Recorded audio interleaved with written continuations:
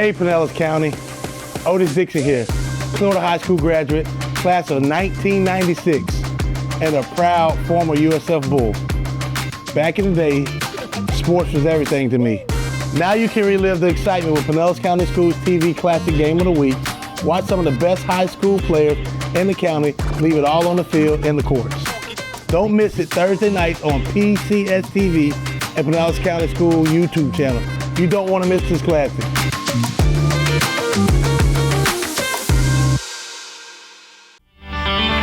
Seminole baseball has been perfect on the field this season. But to stay unbeaten and win their first state title, the Warhawks need one more victory. Standing in Seminole's flight pattern is St. Thomas Aquinas. The Raiders are just 6 years removed from a state championship, and tonight, St. Thomas plans to raid on the Hawks Parade. It's high school baseball. Two national powers, the Class 5A Florida State Championship, next. It's in there. Another home run for the Bambino.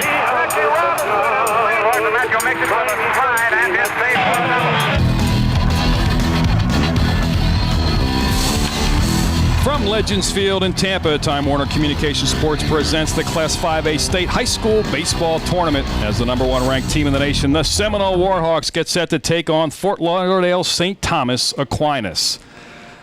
Hello again, everyone. Brian Ux here alongside Eric Keaton, welcoming you to Legends Field in Tampa for the 5A State Baseball Tournament. Eric, two of the better high school baseball teams in the country. The Warhawks ranked #1 in 2 polls in the nation, and St. Thomas Aquinas ranked 8th in the nation. Well, actually, Brian, the Class 5A has been the best tournament of 4 teams here all week. 3 of the 4 were ranked nationally. We're down to the final 2 tonight. Scott Miller brings Seminole in with a 20-10 record. However, they are undefeated this year on the field. Had 10 forfeits due to an ineligible player, but as you can see, they have really just tore it up through regional play. In fact, this is the first time they've been in the championship game. Before this season, Seminole had never made it past round number 1. Robert Lawson brings St. Thomas Aquinas in with an outstanding 30-4 record. They have a great tradition. Well, I tell you, whether it's football, whether it's basketball, and now baseball, St. Thomas Aquinas always fields the best teams in the state of Florida. We'll see whether the Seminole Warhawks can win their first ever state baseball championship. We'll have the first pitch for you next, right here.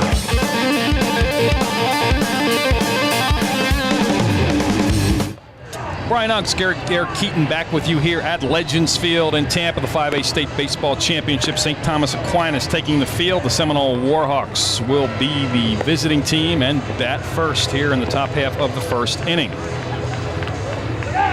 Beautiful day here at Legends Field in Tampa, the 5A State Baseball Championship.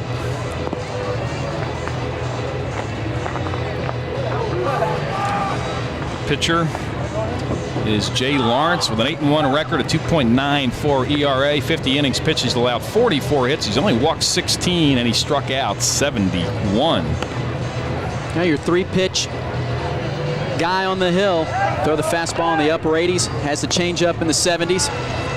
And the defense behind him, Robert Rivera in left field, Richard Giannotti in center, Chris Munn, the right fielder, around the horn from third base. Jimmy Bacon had an outstanding game against Lakeland. Tyler Green is the shortstop. Mike Pellerito at second base, Joe Zanurko at first, and Louis Palmisano is behind the plate. And Louis was telling me that occasionally Jay Lawrence will drop the sinker ball in there, the splitter, excuse me. Danielle Williams will be the leadoff hitter for the Seminole Warhawks. Outstanding two-sport athlete, great football players. Gave up soccer, I think, this year, Eric, and he was a great soccer player. He'll be followed by John Skorupski, Casey Kotchman, Bobby Wilson, Errol Blummer, John Killalay, Phil Stillwell, Ryan Dixon, and John Riggleman, the batting order for the Seminole Warhawks.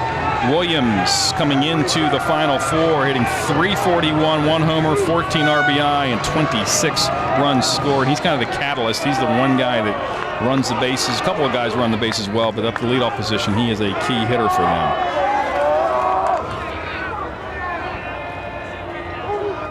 First pitch from Lawrence, in there for a called strike.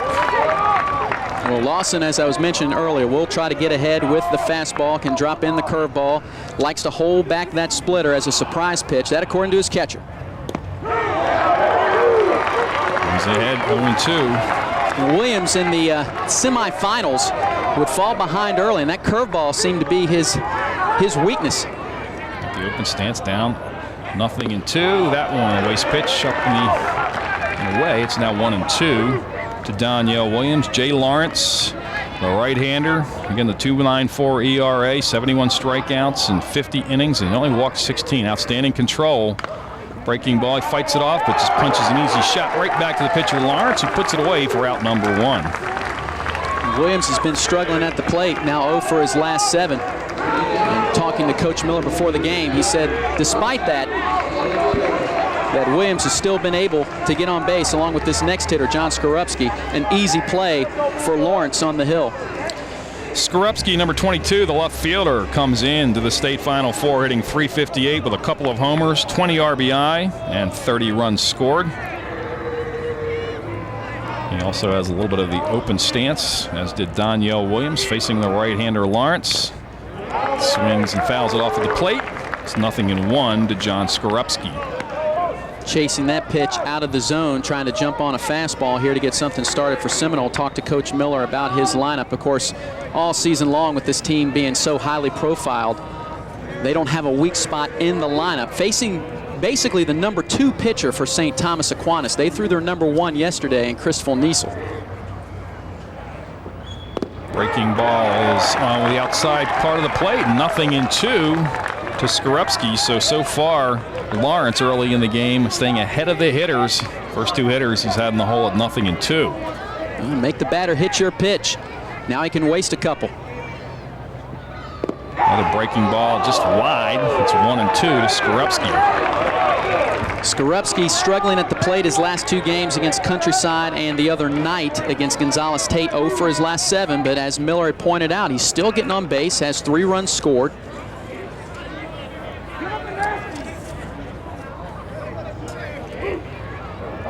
The 1-2 to Skorupski.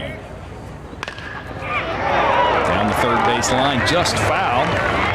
It'll remain 1-2 to John Skorupski. And how these teams got here: Seminole beat Gulf in the tournament 11-1. They beat Punta Gorda Charlotte 8-3. Countryside 13-3. And yesterday, Gonzales Tate had them down 2-1 after 4, but they came back to win at 7-2. Aquinas beat Miramar 13-0. Fort Myers Cypress Lake 4-3. Davie Nova 2-0. And Lakeland yesterday in a thriller 2-1. Top teams in the nation: Aquinas number 8, and Seminole number 1 in a couple of different polls. Coach Miller looking for Skorupski to get on so he can set the table with Kotchman batting in the 3rd spot. That fastball is wide. Count evens at 2-2 to John Skorupski. Of course, Coach Miller told us before the game they've seen a lot of left-handers as of late, Eric, and he thought maybe the right-hander would be. 19 left-handers out of 30 games this season. Be a little better for his lineup to face. And this guy, Lawrence, a little deceiving. Kind of hides the ball. Good breaking ball. The 2-2. Breaking ball.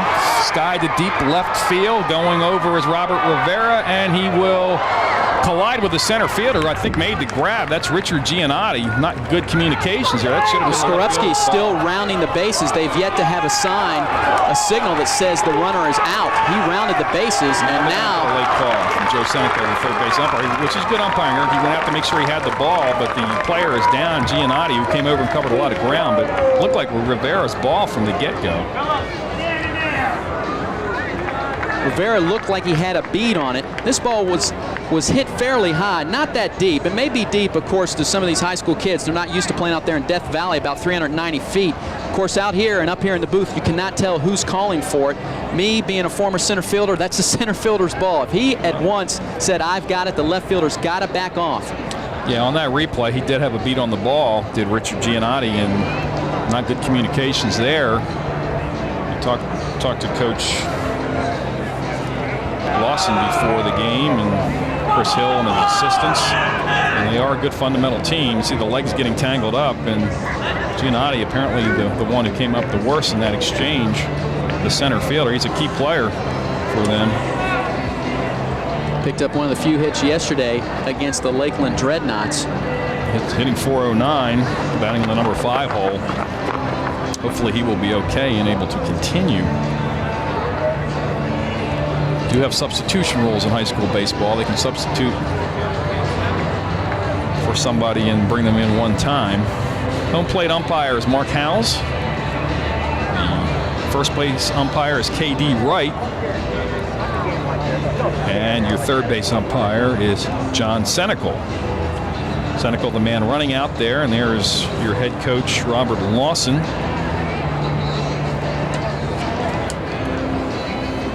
Coach Lawson, in his first season, has really guided this team to 30-4, and finally you can hear the crowd behind him coming to their feet as Giannotti is now on his feet, still out in left center field, gathered with about 10 of his teammates, and they're going to have to help him off. He's going to come out of the ball game. And that's a shame. He's really dragging that right leg. Not sure if it was a knee or the shin. Now they have to carry him off.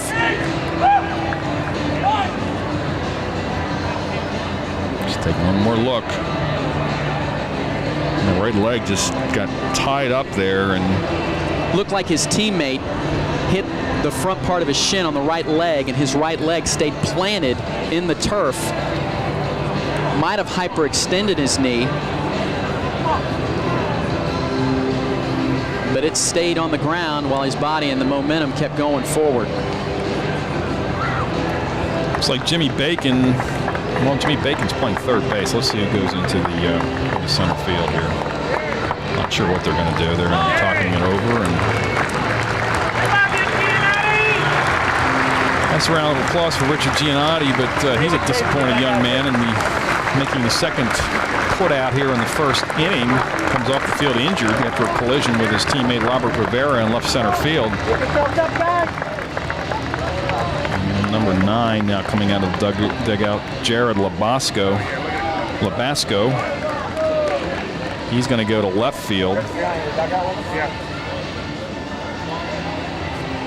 Well, Richard Giannotti, an outstanding student as well as the majority of the team, St. Thomas Aquinas Raiders. He's a member of the National Honor Society.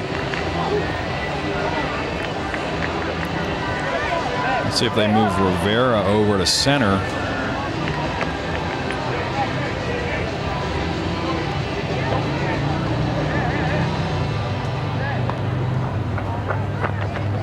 Well, we've played a couple outs, Brian, and we've already had an unfortunate incident.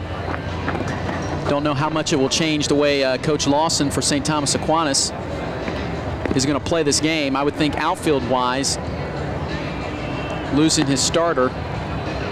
He has another quality starter in Labasco that he was going to put in left field. Like so I would think defensively he wouldn't lose that much, but offensive-wise, Giannotti hitting .409 with 4 homers and 22 RBIs. So Rivera has gone over to center field.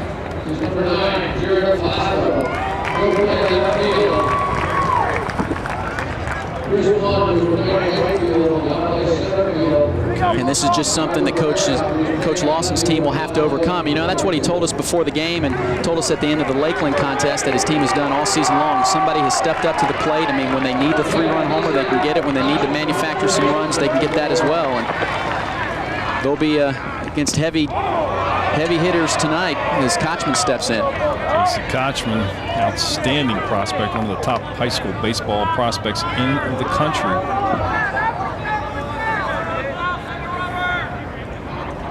I think 406 coming into the tournament. 5 homers, 23 RBIs, and 35 runs scored. He's ahead in the count at 2-0. So Chris Munn, the right fielder, went to center. The left fielder, Robert Rivera, went to right, and Jared Labasco comes into the game in the left field. He will apparently hit in Giannotti's spot. Big swing and miss, an off-speed breaking ball. It's 2-1 now to Casey Kotchman, way out in front of that one. Kotchman will let him rip on 2-0.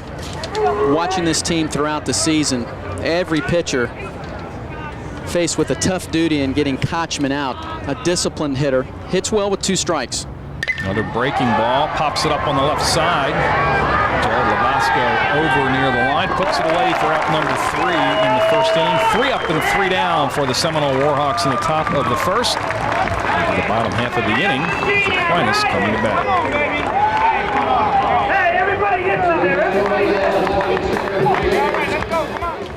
Back at Legends Field in Tampa, Brian Ongst, Eric Keaton back with you. St. Thomas Aquinas will be coming to bat here in the bottom half of a scoreless first inning. John Killalay, the senior left-hander, 10-0. 1.17 ERA, 54 innings pitched. He's allowed 30 hits, 31 walks, and struck out 67. Brian, I can remember when we watched John Killalay play basketball. Of course, he's put on some muscle since then. His father used to coach the Seminole Warhawk basketball program, and since then, with his father retiring, John totally focused on baseball and will be playing next season at Florida Atlantic, depending on where he goes in the Major League Baseball draft here in a couple of weeks. The defensive unit behind him. John Skorupski in left field. Daniel Williams, we call him Game Time in center field. We like to call him Game Time here in Time Warner. We'll explain that in a little bit. John Killalay is not in right field. It is Damon Lister. Casey Kotchman, the first baseman. John Riggleman is the second baseman. Phil Stillwell is at short. Errol Bloomer, the third baseman, and Bobby Wilson behind the plate. There is Danya Williams, the center. Tyler Green will lead off. The shortstop will be followed by Mike Pellerito, Lou Palmisano, Joe Zanarco, Jared Labasco, Steven Encinosa, Chris Munn, Jimmy Bacon, and Robert Rivera. Green hitting .522 coming in. Takes an off-speed pitch low for ball one. .522 with 3 homers, 20 RBI, and he scored 40 runs, says Tyler Green. So he obviously is a catalyst to this team offensively, the Aquinas Raiders. Fastball is wide. It's 2-0 to Tyler Green. The home plate umpire giving both pitchers that outside corner, and both pitchers are going to take advantage of that. Breaking ball fouled off the plate. It's 2-1 now to Green. So behind a 2-0, Killalay not afraid to come in with the off-speed breaking ball. Green obviously looking for a fastball there. Was way out in front of it. Count goes to actually 1-2. I stand corrected. Eric talked about the wide strike zone, and that second pitch was a strike. Weak ground ball to third base. Blummer no problem over to Kotchman for the first out. So you are correct. Home plate umpire Mark House giving generously that outside pitch. Here's the replay. You know, Bloomer gets a lot of action over there. Had 5 putouts last night. 5 assists, rather. Gets a lot of action over there. It's been some high chopper all week long. No matter who's been the third baseman on any team, they've been getting a lot of action. Breaking ball to Mike Pellerito, low for ball one. Pellerito came into the tournament, the Final Four, hitting .373, a couple of homers, 23 RBI, and he scored 30 runs. He's the second baseman. Pellerito belted a double in deep center field yesterday, about 380 feet. And remind you, since we're here at Legends Field, the dimensions the same as Yankee Stadium. 318, 314 down the lines, 408 in center field, and in the gaps in left center, you have 399, and in right center, 385. So these center fielders like Daniel Williams, and of course you have Labasco and Rivera out there now in the field. They have a lot of ground to cover. Yes, they do. The 2-1 to Pellerito.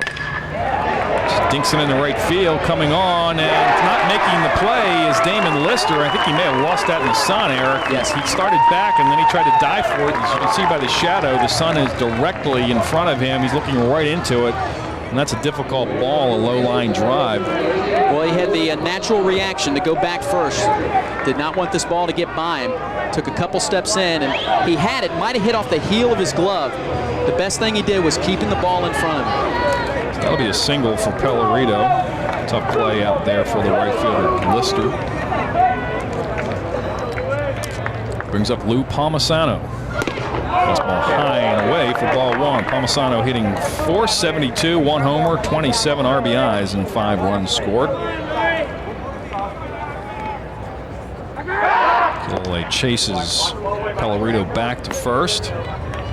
Wilson, a very good catcher with a big arm, and Killalay with a pretty good move. So it's going to be difficult to run against this combination unless they get a tremendous jump off of Killalay. But he's deceptive. Just another little chink shot down the right field line. He's going to fall for a base hit. On his way to third is Pellerito. So runners at the corners with 1 out here in the bottom of the first for Aquinas. A couple of singles to right. And the Raiders are in business here in the first. That pitch looked like it might have been on the outside part of the plate, but that's just a turning your swing inside out and taking it to right field. As Palmisano poked that pitch into right and setting up St. Thomas Aquinas, and they have that first and third situation. And now with Joe Zanurko coming to the plate, a chance for him to pick up an RBI. Had a hit yesterday against Lakeland. First and third, see if Coach Lawson puts the runner on first in motion. You mentioned the pickoff move by John Killalea, and Coach Miller says he has one of the best ones for high school baseball. And this is where you see a lot of runs scored here in the tournament. Situations just like this. Breaking ball over for called strike. Nice pitch to Joe Zanurko, the first baseman. Comes in hitting .396 with a couple of homers, 20 RBIs. And he scored 16 runs. There's that move, and diving back, we're going to have a courtesy runner over there for the catcher. That's Evan Swaisland. It's Evan Swaisland running for Palmisano. You can run for the catcher and the pitcher at any time.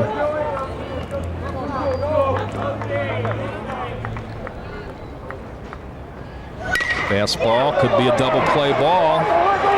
There's one over to first for the double play. Turned nicely by Riggleman. Stillwell over to Kotchman to get Killalea out of the first inning with runners on first and third. So a well-played ball by Riggleman.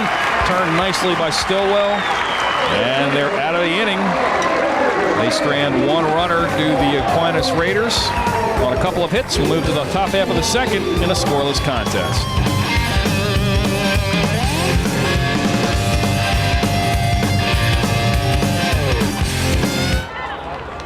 Back up for the top and half of the second inning. Brian Unk's back here along with Eric Keaton. Scoreless contest. Leadoff the hitter this inning is the cleanup batter, Bobby Wilson, the catcher. Takes a breaking ball on the outside corner for a called strike. Wilson comes in hitting .436 with 3 homers, 23 RBIs, and 30 runs scored. Wilson on his way to Mississippi. And of course another prospect that could go high in Major League Baseball draft. Fastball missing. It's 1-1 to Bobby Wilson. He'll be followed by Errol Bloomer and John Killalea. Third baseman and pitcher respectively here in the second. There's Scott Miller, the third base coach. His first base coach is Rob Francis. Breaking ball missing inside. It's now 2-1 to Bobby Wilson. Was teasing Bobby Wilson in the post-game news conference last night after the Gonzalez-Tate game. Seems to hit very well with the bases loaded. Very fortunate to come up in those situations. See what he does here with nobody on. Another off-speed pitch. Pitching him very carefully with no one on is Jay Lawrence, and he falls behind 3-1. Let's not forget, now Lawrence has pitched 71 innings to this year. Eric, coming into this, he's only walked 16. Outstanding walk-to-strikeout ratio. Excuse me, 50 innings, only walked 16. He struck out 71. Fly ball, deep right field. Back goes Robert Rivera, and he puts it away just before the warning track. Did a good job, did Rivera, of fighting off the sun.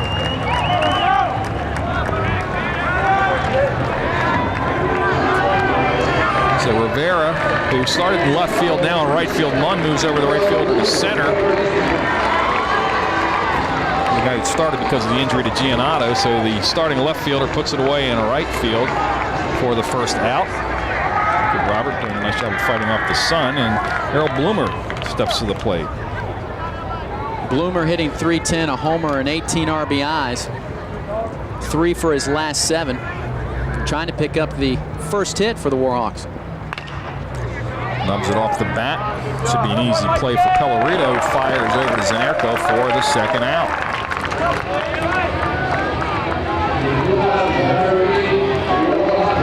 So far you've seen the right-handers take the ball into right field. You've seen Casey Kotchman took one into left field, the left-handed hitter. So really working the outside part of the plate is Lawrence, the pitcher. Like a little cut fastball, Eric. It had a little movement on it, moving away from Bloomer. He's got it off the end of the bat. This is John Killalea, the pitcher, hitting .338, 20 RBIs, and 20 runs scored.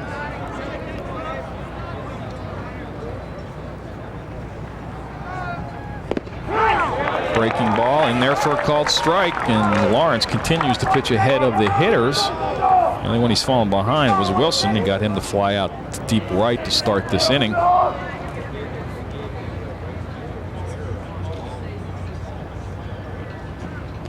That one hits him, so Seminole with their first base runner as Killalay, the pitcher, hit with the like an inside fastball, and he'll be a 2-out base runner at first. No fear in the box. Take one for the team. That's the old adage. Takes it right on the front part of the leg, and he'll get a pinch runner. TJ Large will come in. Last night's game-winning pitcher. So Large will be the courtesy runner for the pitcher here with 2 outs. Large, a very good base runner, according to Scott Miller. See with a left-hander up, and they're going to have to hold him on with 2 outs.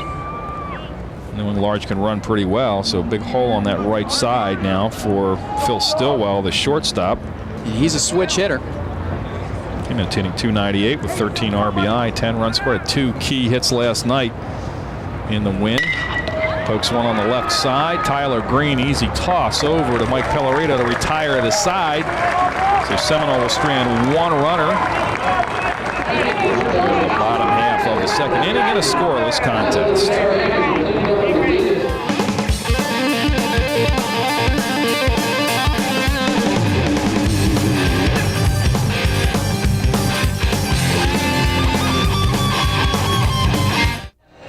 Brian Ox, Derek Keaton back with you. Legends Field in Tampa, where the New York Yankees train. The Class 5A State Baseball Championship between the Seminole Warhawks, the #1 ranked team in the nation, against the #8 ranked team, the Fort Lauderdale St. Thomas Aquinas Raiders. They'll be batting in the bottom half of the second. You see Killalay's outstanding numbers coming in, the left-handed pitcher. It'll be Jared Labasco, Steven Encinoso, and Chris Munn, the 5, 6, and 7 hitters for Aquinas. Face Killalay here in the bottom of the second. Just going to stand corrected. The first we thought was hit in the first inning was called an error on the right fielder. Pretty tough call on the line drive out there towards Damon Lister. So there's only 1 base hit in the game. That was the clean base hit by Lou Palmisano in the first. The one by Pellerito was ruled by the official scorer here in the Legends Field as an error. Line drive, foul and out of play, and Killalay quickly in front of Labasco at 0-2. St. Thomas Aquinas has a first-year coach, but back here in the championship. Won it in 1995. Breaking ball strikes him out swinging, so 3 pitches, and down goes Labasco for the first out here in the second. That was a big looping curveball. Had a nice break on it. Almost down in the dirt. As Killalay really pulled down the shade on that one.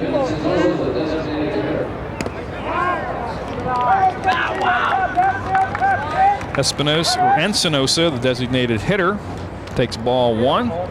Came in hitting .461. Limited action with 8 RBIs and 5 runs scored.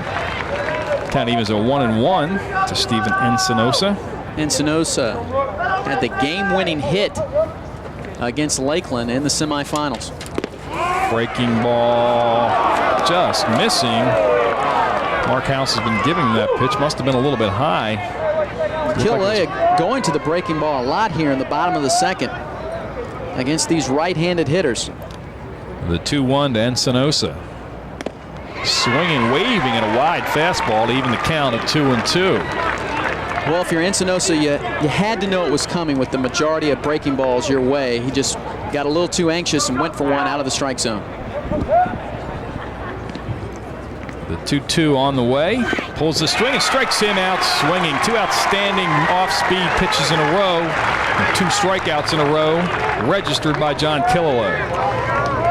Well, you look at this pitching staff for Seminole and a quality left-hander and John Killalay, an ace on this staff. But you look at last night's winner and TJ Large, he's an ace. Ryan Dixon, who's the designated hitter, he's an ace. This team is just loaded with arms. And that last strikeout was just a straight change. Eric did a great motion and just pulled the string on Encinosa. This is Chris Munn, the center fielder. Takes the first pitch high for ball 1.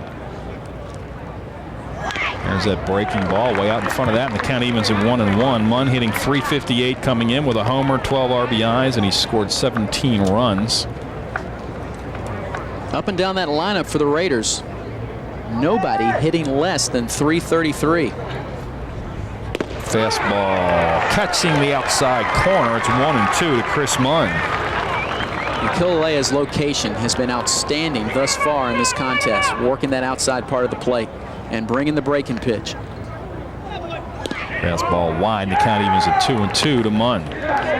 Started the game, did Chris Munn in right field, moved to center when Giannotti went down in the first inning on the second put out of the game with a leg injury as he collided with the left fielder. Off-speed pitch, struck out the side, all on off-speed pitches.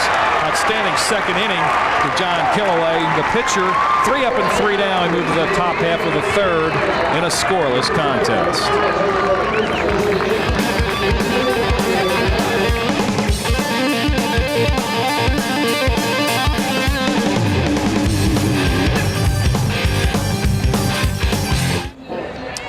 Brian Alex, Derek Keaton, back with you here at Legends Field. We are going to the top half of the third inning in a scoreless game. It's been a pitcher's duel between Jay Lawrence and John Kilauea. Two outstanding pitchers for Aquinas and the Seminole Warhawks. We're going to have the 8, 9, and 1 hitters for Seminole here in the top of the third. Ryan Dixon, John Riggleman, and then back to the top of the order in Danielle Williams. Dixon comes in hitting .521, 5 homers, 29 RBIs, 23 runs scored. Slow roller back up the middle. Tyler Green, strong arm, throws out Dixon for out number 1 here in the third. Well, that's just Ryan Dixon wanting to make something happen. He has not been in the lineup since the latter part of March. And he had a torn labrum in his right arm. And he's right there. Right, he's a pitcher, but still that didn't irritate him as far as swinging the bat. He's on his way to the University of Miami, and that's just a little anxious. He's a great prospect as a pitcher. Hopefully he'll bounce back fully from that surgery. Outstanding hitter also. Bottom of the order, John Riggleman comes in hitting .240. Takes the breaking ball for ball 1. It's probably one of my favorite players that I've been able to watch here in Pinellas County. It's got to be Riggleman. He's just a guy that does all the little things for you. He's going to get on base, doesn't matter how, whether it's an error, walk, slap one to the right side. It may not look pretty, but he's going to get on. Down low inside, it's 2-0 to Riggleman. We saw him start the double play in the first that got Kilauea out of trouble. And it wasn't necessarily a double play ball, Eric. That was kind of a touch and go, and he got rid of that ball in a hurry over to Stillwell in great shape to retire both runners and end the inning with a threat on first and third. Breaking ball on the outside part of the plate. It's 2-1 now to Riggleman. I don't think Riggleman thought that was a breaking ball on the inside part of the plate. He might have thought it was on the outside part of the plate, and it was a breaking pitch, but he did not agree with the call. Pretty good eye of the plate. No. Pretty good eye up there in Riggleman. They call him Riggs. He's a cut-up as well. Time called. You know, and you mentioned his defensive playing ability. He started out with Indian Rocks Christian. I can remember interviewing him for a few stories, and just all seniors for this Seminole team. Quality ball club. Final game. Fastball missing. It's 3-1 now to Riggleman. See, Riggleman's thinking that's the same pitch I just faced on the last throw, and I should be down on first base. Even try now to. Should see a fastball here. Work his way on base for Danielle Williams. The 3-1. That one is low and away, and he draws the walk. 5-pitch walk given up, unusual by Jay Lawrence. Again, he's only walked 16 coming in 50 innings. So he'll be a 1-out base runner at first. Back to the top of the order, and Danielle Williams, who popped up to the pitcher, Lawrence, to start the game. And as far as Lawrence, he's been getting ahead of all of the hitters, and here he picks the number 9 guy to fall behind a little bit. Now he's back to the top of the order. Don't be surprised if Williams tries to drop one down, maybe push one to the first, or go ahead and sacrifice with the number 2 guy coming up. Well, Jimmy Bacon realizing that, moving up a little bit at third, playing it just off the infield grass at double play depth. And he pushes it on the right side. And they're going to just retire Williams. It was close. Looked like an easy play initially for Joe Zanerico, coming over to cover Mike Pellerito, and Williams almost beat him to the bag. So the outstanding speed by Daniel on the play. Riggle moves to second. Williams got the head of the bat out there and punched this one just a little bit too far. First baseman thought about throwing it over to second. Zanurko took a look and decided to go ahead and get the easy out, let his pitcher get Skorupski at the plate. So whether they scored that a sacrifice, it looked to me like he was bunting for a hit there, but again, the first inning we thought there was a base hit and they called it an error, so we'll wait for the official score. Two-out base runner at second base, John Skorupska, the left fielder, flew out to the center fielder and Giannotti in the first, and that's when Giannotti left the game. Breaking ball is over the outside part of the plate for strike one. Lawrence now with his first real threat by Seminole with a runner out there in scoring position and Riggleman. Riggleman has some wheels. With 2 outs, he'll be going when the ball's put in play.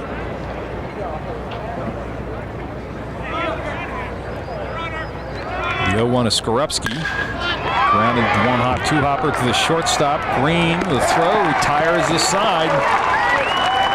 So the Warhawks strand one runner. We move to the bottom half of the third inning in a scoreless contest.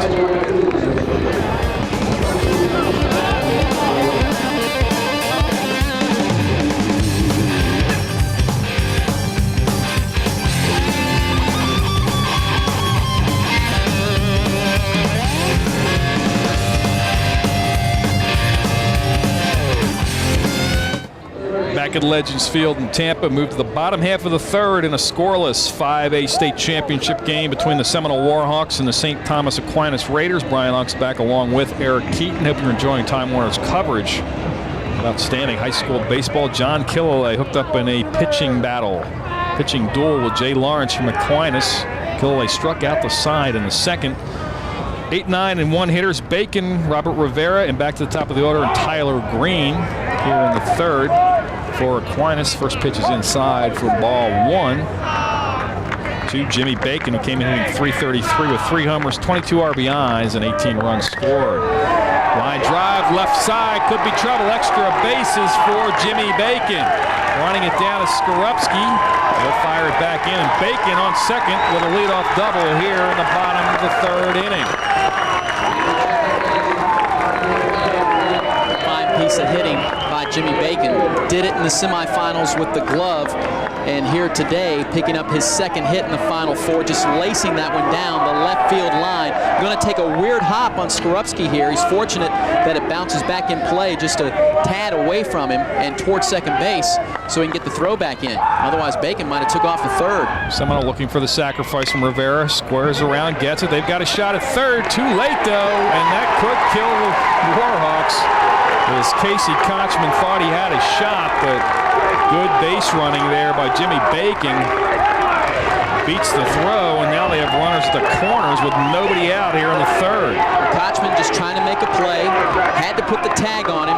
Clearly beating the throw is Bacon, and he's pumped up because now it's first and third for the Raiders and nobody out. And they have a leadoff hitter in Tyler Green, who has to be due.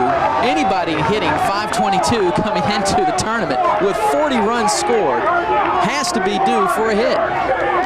Down with nobody out here in the bottom half of the third inning and no score. The Warhawks will be looking for a double play ball up the middle. They'll play the infield at double play depth with nobody out. And fastball is wide to Green, who grounded to third to start the game. Well, the third lineup, they can afford to give up a run, go ahead and get the couple of outs. That's not a problem for Seminole. Moves, Killelay moving. Another runner, Rivera back. First base coach is Chris Hill, who I played semi-pro ball against up in Delaware 20-some years ago. His father was a scout for the Pirates, Leroy Hill. Say hi to his dad. I'm sure we'll see this tape eventually. Breaking ball. That one was a strike an inning ago, Eric, and the Seminole fans reminding who played umpire Mark Howes of that, who all of a sudden is tightening up the strike zone.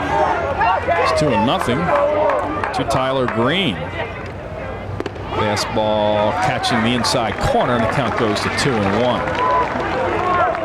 That pitch just too inside for Tyler Green, trying to turn on a pitch here.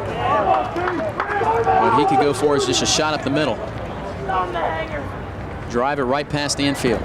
Off-speed pitch out in front, and it's 2-2. To Tyler Green. Killalay struck out the side of the last inning. A strikeout right here would be very big for the Warhawks. Green a little over-anxious there, chasing a pitch way out of the zone. The 2-2 fastball, line drive, left field, base hit for Tyler Green. Scoring easily will be Jimmy Bacon. And the Aquinas Raiders take the 1-0 lead in the bottom of the third with runners still on first and second and nobody out. Well, I mentioned that Green was due, and here he just drives this pitch into left field. Skorupski realizes he's not going to have a play at the plate, even though Bacon did go back to third base to make sure that ball was not caught. And he gets dirty just so he can go home after the game and say, Mom, I played hard. Let's see whether Pellerito now came in here 373, the second baseman, with nobody out, is going to try to bunt the runners over.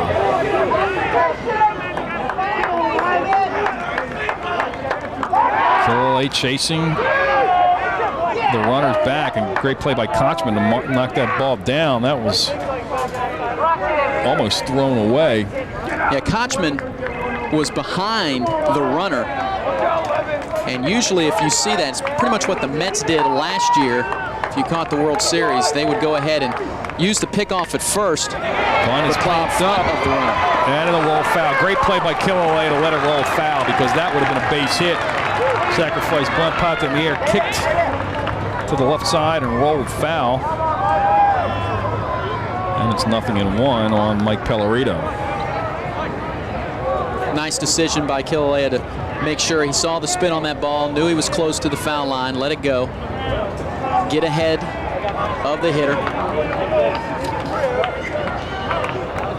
Daniel Williams way in at center field. He has the speed where he can catch up. Obviously, Seminole feels there will still be a bunt on. He takes it high, and the count evens at 1-1. Now, Kotchman's coming in at first. They're going to rely on Killalay to take anything that is on his right side down the third base. Bloomer staying at third, hoping that they can get a force out at third base. Around the bunt again, and does not get it down. As Pellerito was not a good effort, and it falls behind at 1-2. Let's see whether they leave the bunt on, does Coach Robert Lawson, or whether he allows him to swing away down with 2 strikes. There's Coach Robert Lawson. Said he wasn't thinking too much about reaching the state finals and the Final Four here in his first year. He said possibly next year or maybe over the summer when we have. Go ahead, Eric. I'm sorry. When we have a chance to think about it. He said, right now, if I take my focus off the ball game, we might not make it past the final 2. I think he may have left the bunt on.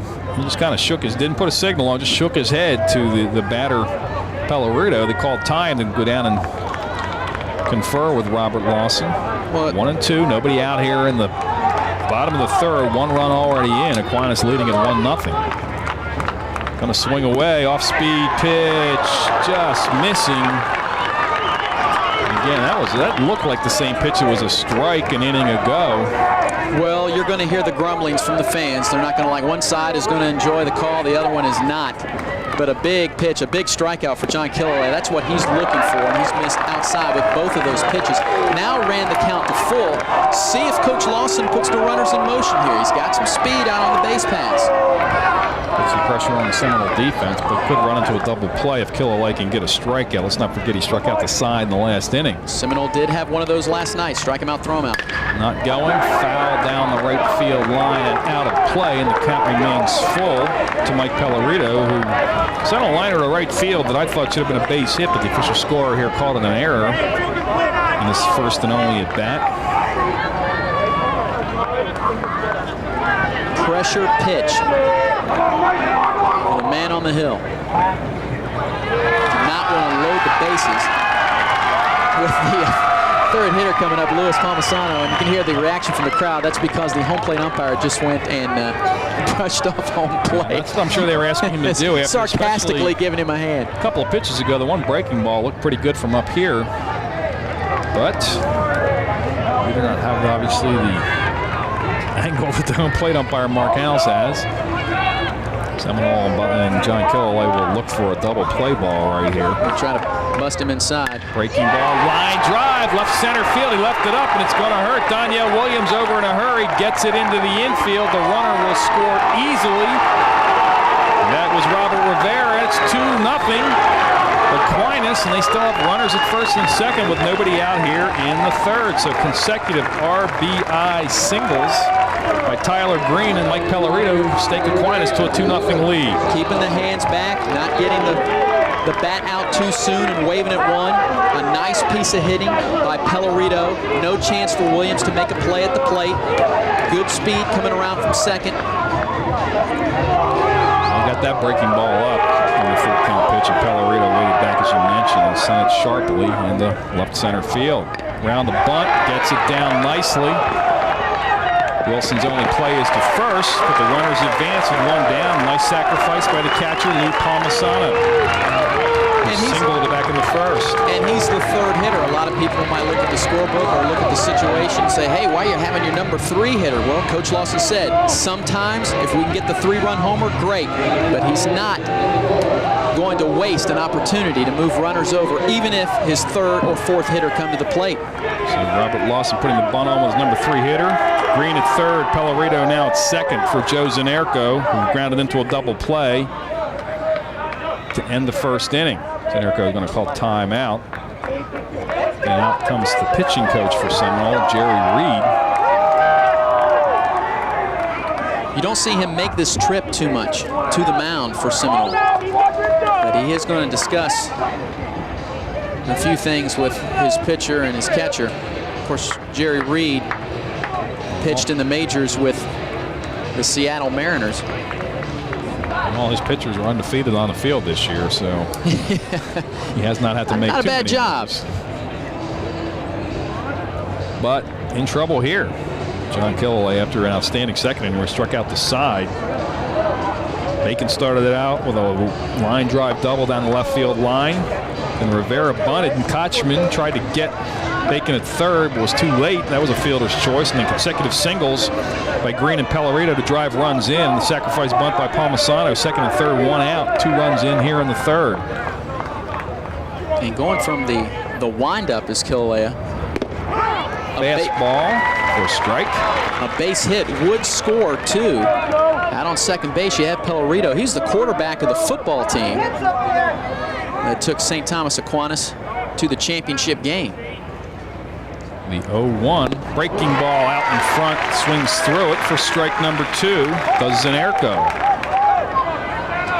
Killaway obviously looking for a strikeout here if he can get one. Well, he's finally ahead of a hitter. The 0-2 to Zanerko. Fastball struck him out looking. That looked wide, but House now giving it to him. The key second out for the Seminole Warhawks. Another look at it. That's off the plate by a foot. But Wilson does a nice job of framing it up. Maybe 6 or 8 inches, but it was wide. Wilson, a nice job there of taking that pitch and putting it back in the zone. So Jared Labasco, who struck out swinging in the second, steps to the plate with 2 outs, takes a breaking ball right through the heart of the plate for strike number 1. That's what you call the hook, and that's what Labasco and Encinosa, the next 2 hitters, looked at their first time through facing John Killaway. The 0-1 fastball high and wide. The count evens at 1-1. Jared Labasco. Tyler Green is your runner at third. Mike Pellerito over at second. 2 runs in on the RBI singles off the bats of both of those gentlemen. Breaking ball well out in front.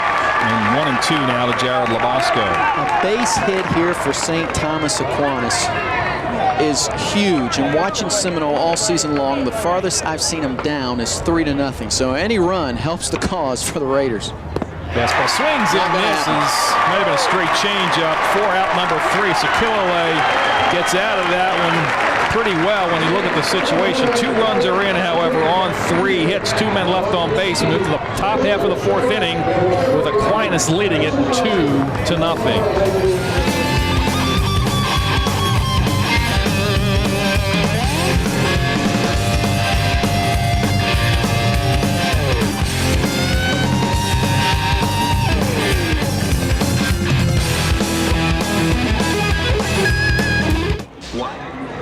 Brian Uggs, Derek Keaton back with you at Legends Field in Tampa, where the Raiders from St. Thomas Aquinas have taken a 2-0 lead on a 3-hit third inning. And the Warhawks will be batting here in the top half of the fourth. The #1 team in the nation. There are some Aquinas fans in the full regalia. Look what this sun did to their hair. They've been out a little bit too long at the beach in Fort Lauderdale, I guess. The sunscreen seems to be working on the face. Both pitchers in their last times out, Brian, really got big outs. I mean, you had Skorupski. Lawrence got the best of him, had him ground out with a runner in scoring position with Kotchman coming to the plate in that last inning with Killay getting the big strikeout, possibly going down 4-0 if he gave up a base hit. So both pitchers in pressure situations did the job. Casey Kotchman's first pitch swinging, skies it in the infield. It's going to be a foul ball. Catcher over, making the play is Lou Palmisano. Kotchman upset with Casey Kotchman, an outstanding prospect. Howard Hines, the superintendent of the schools of Pinellas County, said he talked to a scout of the game and said Kotchman is a major league first baseman right now, and he's a AAA hitter right now, and he's been a little anxious in his 2 at-bats here in this contest, Eric. Well, according to Team1Baseball.com, he could be the first and only high school first baseman taken in the first 5 rounds of the Major League Baseball draft coming up in a couple of weeks. And then, check this one out, Brian. You go to CubsProspects.com. They have a mock draft. They have Kotchman going to the 3rd overall pick, that being the Tampa Bay Devil Rays. Outstanding prospect. This is Bobby Wilson, another pretty good prospect. The catcher, he flew out deep to right field to start the 2nd inning. Well, you know the pitcher's doing a good job when he can get the 3rd and the 4th guy up and have them basically, again, starting the inning over, leading it off, trying to get on base. Tried to check a swing, he did not, and the count was a 1-1 to Bobby Wilson. Only 7 innings, remember, in high school baseball. So when you fall behind in the middle of the contest, a little extra pressure. Looked to me like he did check the swing, but the bat came across the plate, and Mark House calling it. And line drive down the right field line. Over in a hurry to cut it off was Rivera. Does a good job of holding Bobby Wilson to a single, but Seminole with their first hit of this contest off the bat of Bobby Wilson. Let's see if that gets the bats going now for the Warhawks. Wilson's been hot 5 of his last 8. Nobody on base for him here, but he finally gets the first hit for the Seminole Warhawks. Fought off that pitch, sent it into right field.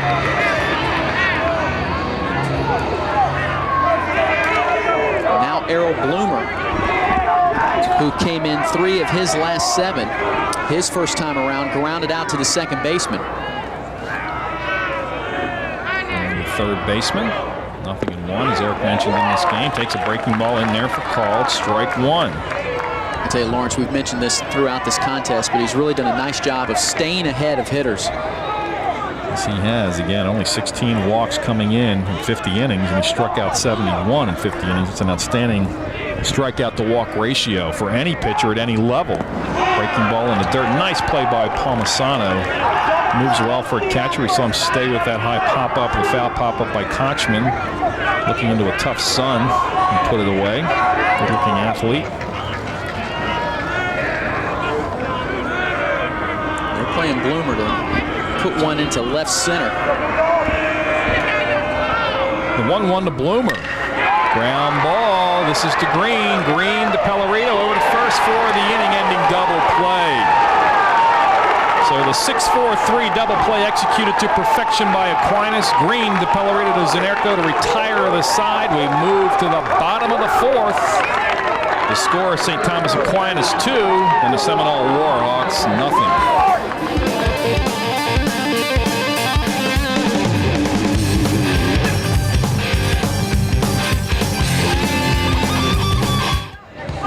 Brian Uggs back along with Eric Keaton. We're getting to the bottom half of the 4th inning. 2-0 Aquinas. The Raiders from St. Thomas Aquinas over the Seminole Warhawks. The #1 ranked team in the nation, the Warhawks. Aquinas ranked number 8. Scott Miller there talking to Mark House, the home plate umpire. And he might be talking to him about that last double play, because to me it looked like Pellerito caught the baseball off the bag. Now, of course, anybody that follows baseball, whether it's Major League Baseball or college baseball, the infield umpires are very generous at giving the second baseman or the shortstop at making the turn when they're around the bag, off the bag, makes the catch. That might be what he's arguing about. Of course, we have no way of knowing, but that's a pro call right there. That is, but that was so, we're not that playing was pro so ball. blatant. I mean, he wasn't dragging his leg. A lot of times they drag the leg and maybe don't make the clean contact with the bag, but he was past the bag when he caught that ball. And it was a good pickup by my partner Eric Keaton there. It's going to be up to this man, John Killaway, for the Warhawks to keep them in the game after a two-run third inning. This fine Aquinas team, 3 hits, one double, and a couple of RBI singles by Tyler Green and Mike Pellerito give them the 2-0 lead. Line drive, foul, and out of play off the bat of Steven Encinoso. He struck out swinging back in the second, the inning that Killaway struck out the side. Killaway has 5 strikeouts through 3 innings. Has allowed 4 hits. Encinosa did not start yesterday, but gets the call today. Breaking ball was his enemy, his arch enemy the first time through, and here he's trying to sit on a fastball. The 1-1, there's a breaking ball, slow roller back up the middle. Pellerito makes the nice play, showing good range. 4 out number 1 here in the 4th. Tried to sit on a fastball, but Mr. Killalea wasn't going to give him one. Push it to the right side.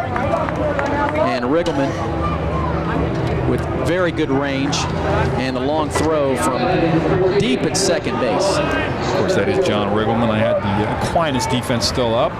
My apologies to Mr. Riggleman. Makes a nice play there from behind the bag. Chris Munn now playing center. He struck out swinging to end the second inning. Came in hitting .358. Takes a fastball on the outside part of the plate, evens the count at 1-1.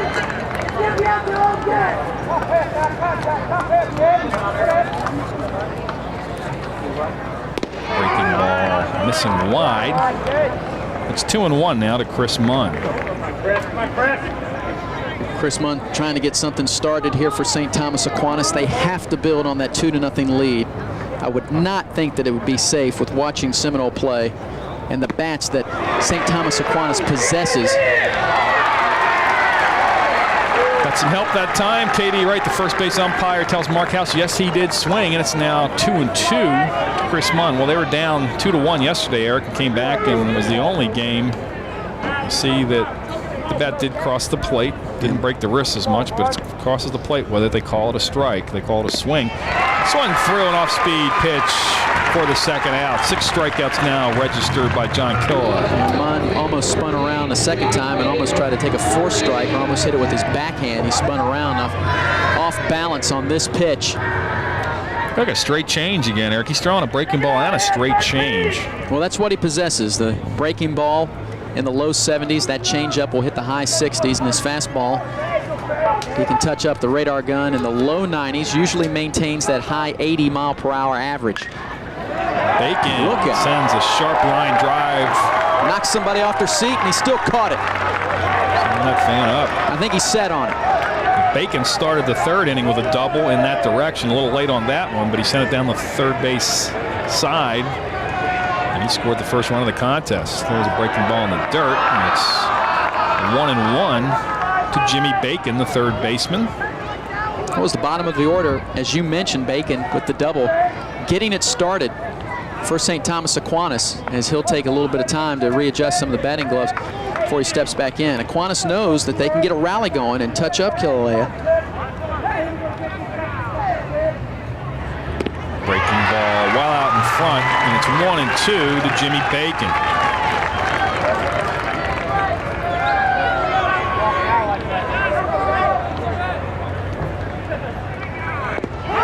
Struck him out looking. 3 up and 3 down go Aquinas in the bottom of the 4th. We go to the top of the 5th. Aquinas leading it over the Seminole Warhawks by the score of 2-0.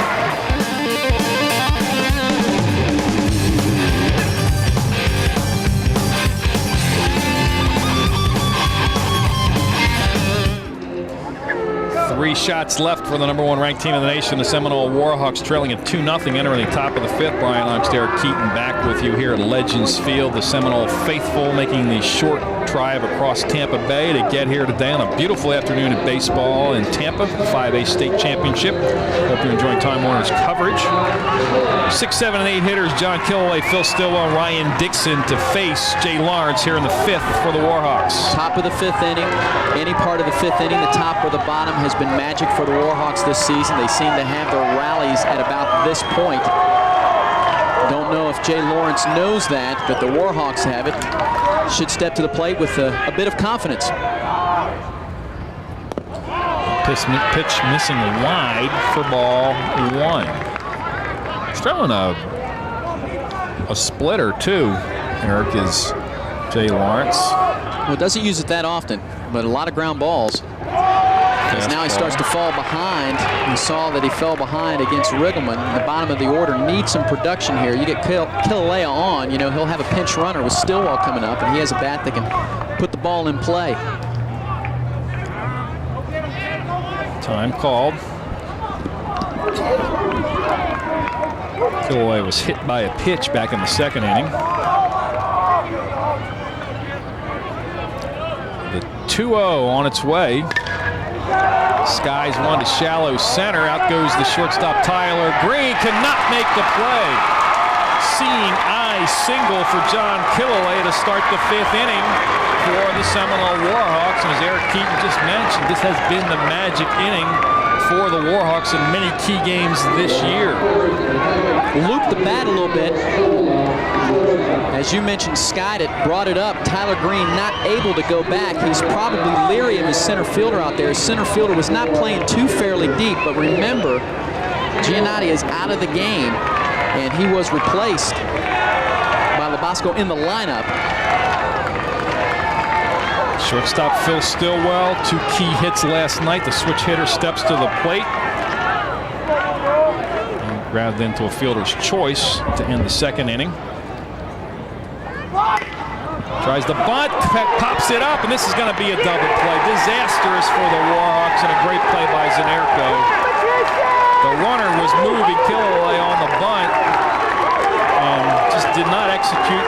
Phil Stillwell got it up in the air, and a double play results easily for Aquinas. TJ Large, the pinch runner, he has no idea that the ball had been popped up. He's going to be moving.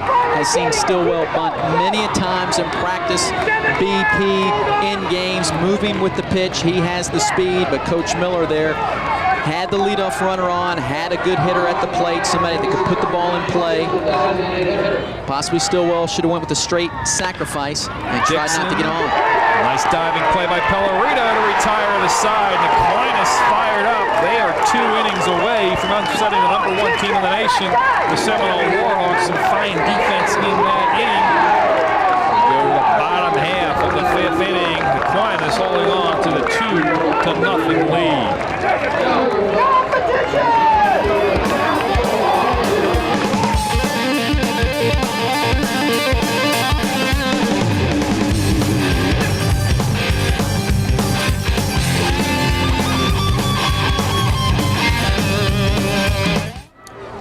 Brian Oxdare Keaton back with you here at Legends Field. St. Thomas Aquinas leading it over the Seminole Warhawks 2-0. We move to the bottom half of the 5th inning. We're going to have the 9, 1, and 2 hitters up for Aquinas. Robert Rivera, Tyler Green, and Mike Pellerito. This is the combination that really helped get it started back in the 3rd after Bacon doubled. Rivera bunted. Fielder's choice was safe, and then Green and Pellerito both had RBI singles. John Kilauea settled down since then. 7 strikeouts through 4 innings. He's retired the last 6 hitters in a row since allowing 4 straight base runners. Tough play in the hole. Phil Stillwell with a long throw will not get their infield single for Robert Rivera to start the 6th inning. The 5th inning, excuse me. Stillwell with a nice attempt in the hole, got rid of the baseball very quickly as Bloomer was in on the edge of the grass to prevent a bunt. Kotchman realizes that he's not going to get him and comes out to make sure the ball doesn't get by him. A nice job by Stillwell to get over. Just too much wheels running down the first base line. See where the green sacrifices the runner over here, leading it 2-0. The move by Killalay chases Rivera back to first. Green is 1 for 2. Grounded out to third and singled and drove in a run back in the third. Squares around, takes a fastball high and wide for ball number 1. Again, another one of these situations where you have a guy hitting better than .520 during the season, and he's squaring around the bunt.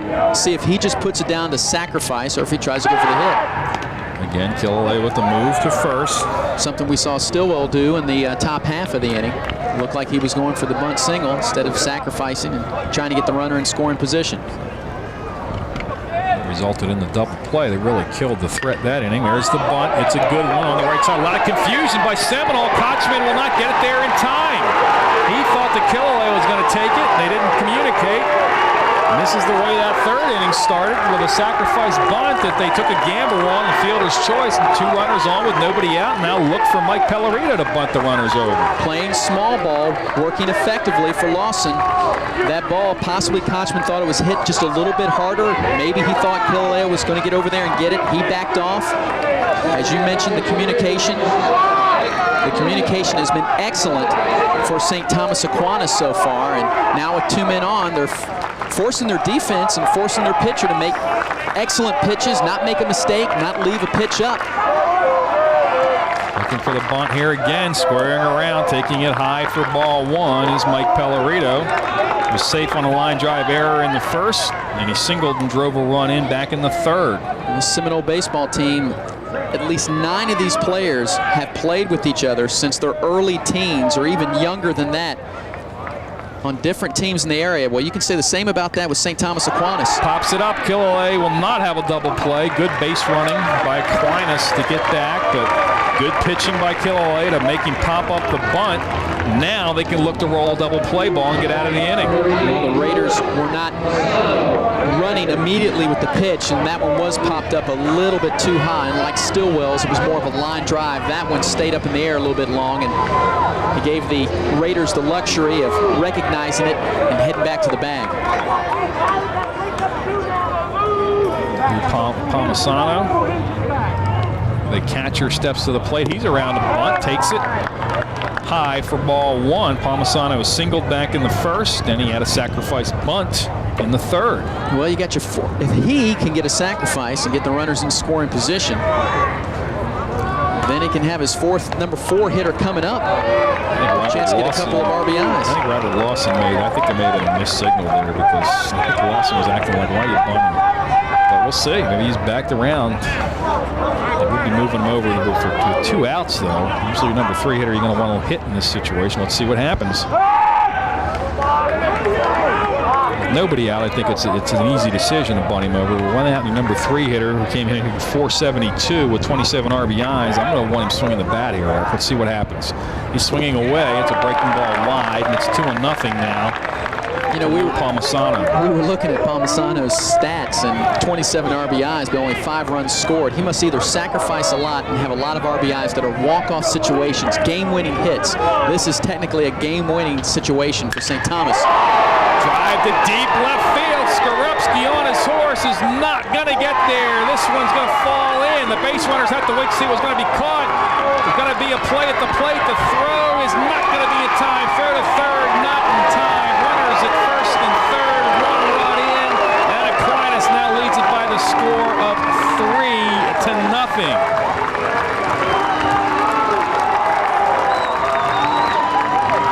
That was a 380-foot base hit. A rip by Palmisano in the deep left center. Williams can't catch up to it. Ball lands just at the feet of Skorupski. The runner at second had to wait. Looked like there was going to be a play. The ball should have been cut off. They were not going to get him. And then it's a good thing that Bloomer makes the play at third base. If that one gets away, another run is in. At least Seminole still has a double play situation set up with runners at first and third. And another visit to the hill by Reed with Killalay. Yeah, that time Aquinas, the runner that scored, Rivera, Got a little bit further up the bag, and he held a little too close to the bag on that long fly ball and held up the runner behind him, which really kept Palmisano from getting down to second base. Really on that play, they should have runners at second and third with a run in, but first and third, we're going to have that courtesy runner again. Evan Swaisland will come in to run for Palmisano. That's one of the reasons why he has that many RBIs. He picked up number 28 on that swing, Eric. He's only scored 5 runs because they have a courtesy runner for him on many occasions. And you don't have to have 2 outs to get that courtesy runner. Joe Zanerko at the plate. You look at these two teams and the quality opponents that they have played. Only one common opponent for both of these schools. They each played Palm Harbor University and were victorious. Of course, for Seminole, that was earlier in the season. St. Thomas faced them in late March. Eric here now with it down 3-0. They're going to pull the infield in with 1 out. They're not going to be up the middle. Double play depth and Killaley's with an off-speed pitch. Zanerko swings through it. He struck him out once, and he got him to ground to the double play back in the first. Strikeout here would be big for Killaley. He puts the ball in play. A run, especially in the outfield, automatically scores pretty much for Aquinas. And he dinks it into right field. That's going to be an RBI single for Zanerko. Actually going to be more than a single. This is going to kick away from the right fielder, Lister. 1 run in. Runners now at second and third after the double off the bat of Joe Zanerko. It's now 4-0 Aquinas, and the wheels are quickly coming off the train for the Seminole Warhawks. Zanerko will take a hit any way you can get it. Anybody at the plate. This one just quirked down the right field line, and then Lister coming over, fell down, gave the runners an extra opportunity for that extra base. And Zanerko beat feet down to second. And still only 1 out for the Raiders. Infield way in now. Breaking ball is in there for a called strike to Jared Labaska. He has struck out swinging twice. Late substitution, or came in with 2 down in the first after the injury. The starting center fielder, Giannotti. He falls behind 0-2.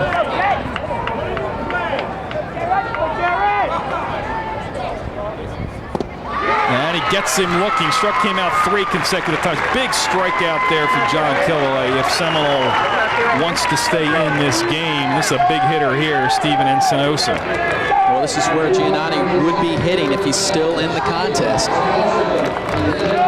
He went out with the injury, and Killaley has just had Labasco's number. The breaking ball is on the outside corner for strike 1. Encinosa is 0-2. He struck out swinging in the second. He grounded to second back in the fourth. Infield now back with 2 outs, of course. Runner still second and third. Fastball high and wide. The count evens a 1-1 to Encinosa. It was in the 3rd inning. Pellerito and Green on second and third, left stranded. Again, if somebody can come up with a big hit. Off-speed pitch is down low. It's 2-1. Encinosa had the big hit in the semifinals. Poked one over to the second base side. The 2-1 fastball is wide. It's 3-1 to Encinosa. Evan Swaisland, the courtesy runner, is your runner at third. Over at second is Joe Zanerko. 2 runs already in here in the bottom of the 5th inning. Fouls that one off, and the count runs full to Encinosa.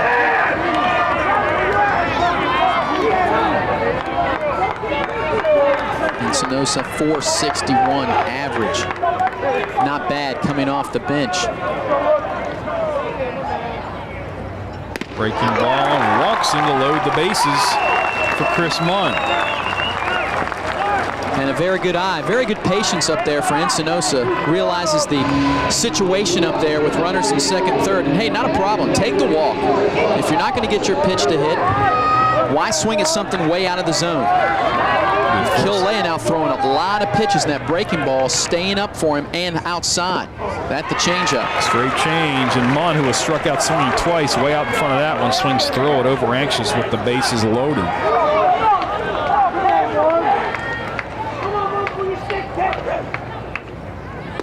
Fastball right through the heart of the plate. It's 0-2 to Chris Munn. Killelea has not lost anything on his fastball, as you could hear the pop in the mitt from Bobby Wilson. Comes right back inside. Struck him out for the third consecutive time. Big strikeout for John Killelea. They leave the bases loaded, but 2 runs are in on 4 hits. We move to the top half of the 6th. Aquinas doubles the lead. They now lead it by the score of 4-0.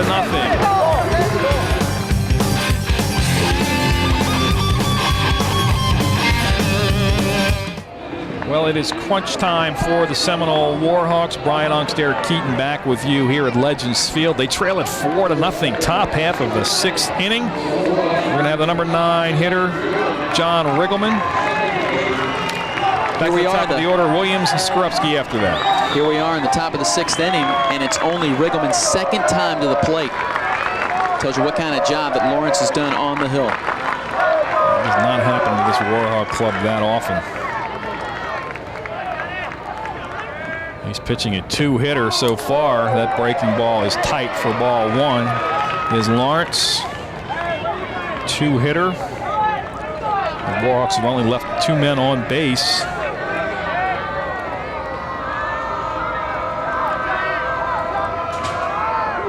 Another breaking ball. And that one, I guess, high also. That was high. The first one inside. Riggleman, very disciplined. Walked his first time up, as you mentioned, was stranded and left on second base. For some reason, the number 9 hitter is just giving Lawrence fits. The 2-0. High. It's now 3-0 for Riggleman.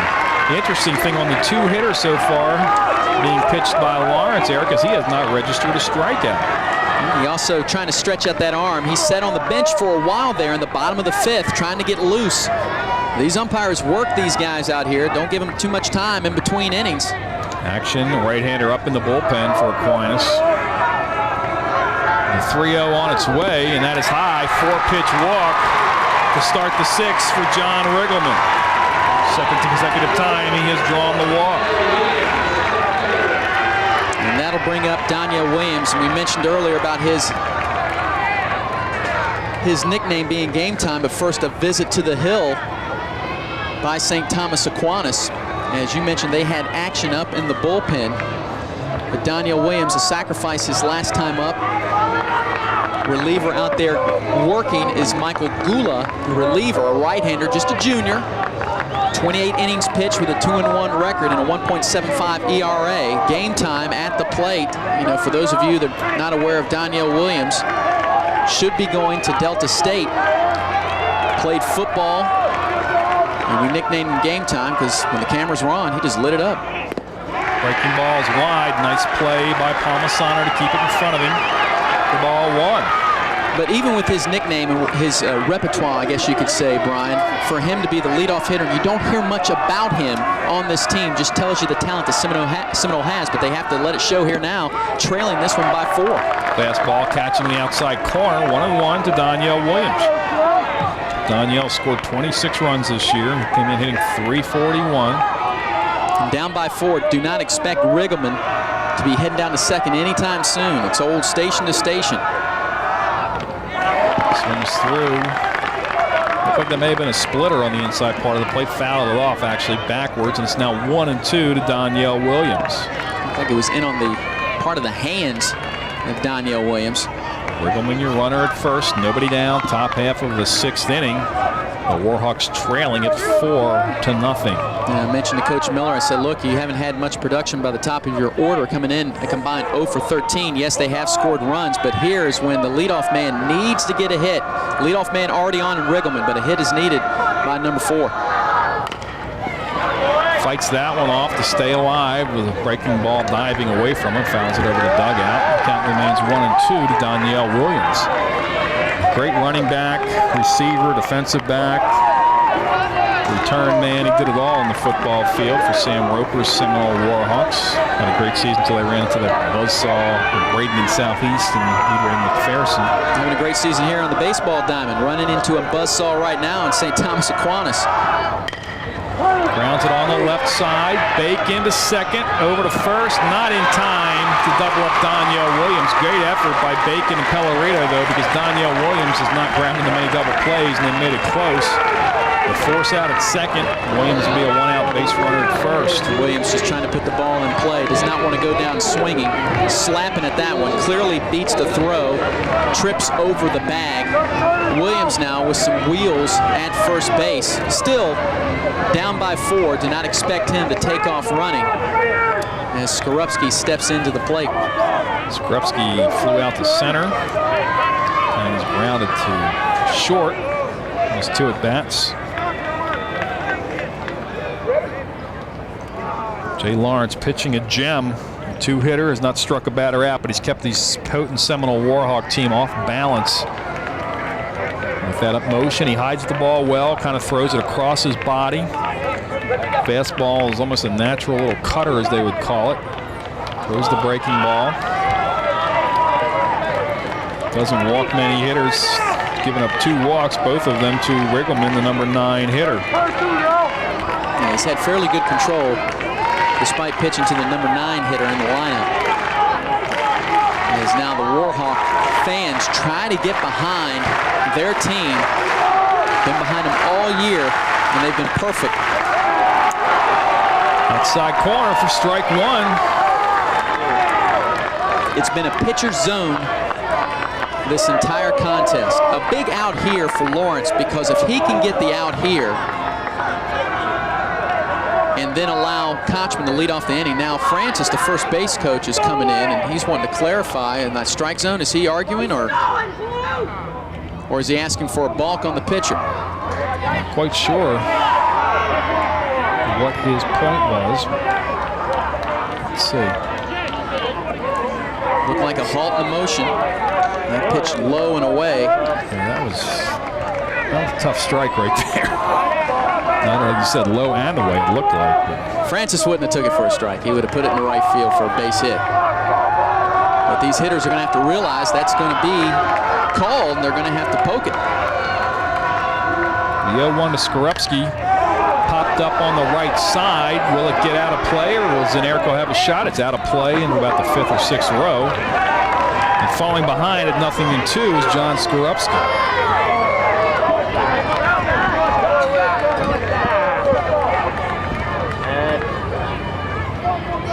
Reliever still working in the pen. Michael Gula. Lawrence so far has kept these Warhawks in check, Brian. Yes, he has. He's done well. As you said, the outside pitch has been there for both pitchers, and he's kept it low and away. And that's almost an unhittable pitch for a right-handed hitter. The 0-2, high and wide. It's 1-2 to Skorupski.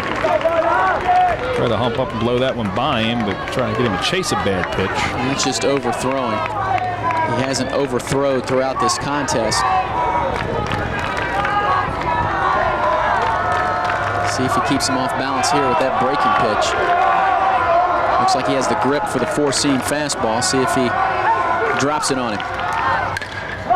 Skorupski pops one on the right side. In comes the right fielder. Rivera will not get there. Hits the chalk. That's a fair ball. That's a double.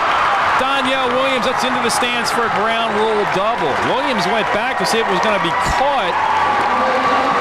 And that base running error didn't really hurt him.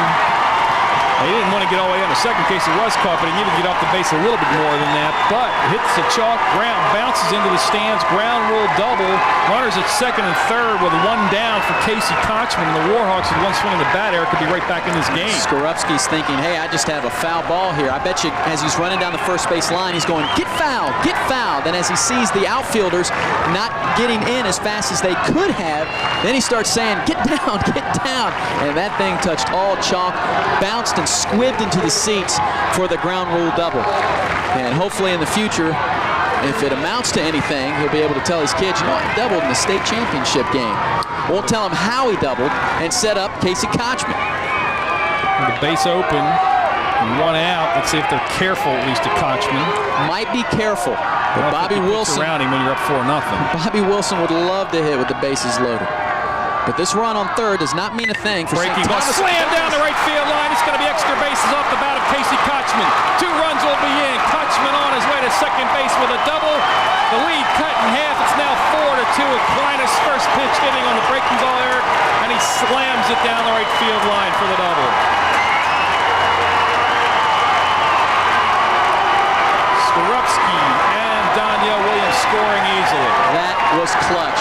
Breaking pitch right on the belt, and he just slams it into right field. Looked like that ball might have gotten caught underneath the padding. Bad foot and all. Kotchman makes it down to second base and scores 2 runs for the Warhawks. Well, now And it's going to be a pitching change. In the dugout now, they're yelling to the hitter, Bobby Wilson, trade places with him. And then comes the right-hander. They talked about Michael Gula. They said he could have been the starter in this game. He's an outstanding pitcher in the minds of the coaches. Scott Miller, or excuse me, Robert Lawson, we talked to before the game, and Chris Hill, first base coach. So Gula is your new pitcher. And Eric, his numbers once again on the year. He has 28 innings pitched, giving up 46 strikeouts and only walked 12. 2-1 record. Command of the strike zone. 75 ERA. Has a loss with a couple of victories. Coming in now with a runner in scoring position. That will still be Lawrence's man out there on second, being Casey Kotchman. Unless there is a pinch runner for Kotchman. But Wilson now coming to the plate. And you mentioned that sure would like to change places with him. Well, they'd like to have him give each other a high five at the plate. Now Kotchman coming back out of the dugout. He'd win in momentarily, so he is going to stay in the contest at second base. He was taken out in the 6th inning in the last night's game and went back in to play some defense. Bobby Wilson, in his 2 times at bat, he singled and flew out to right field. He seems to hit very well with runners in scoring position. 6 RBIs coming into tonight in the last 2 contests in the regional final and last night's semifinal against Gonzales Tate. As you mentioned, he's 1 for 2 in this one. This is a clutch situation right here. And again, with 1 out, and your number 4 hitter at the plate who's driven in 23 runs. Let's see if an open base, if they try to pitch around him a little bit, but with a 2-run leader, if they're going to go right after him.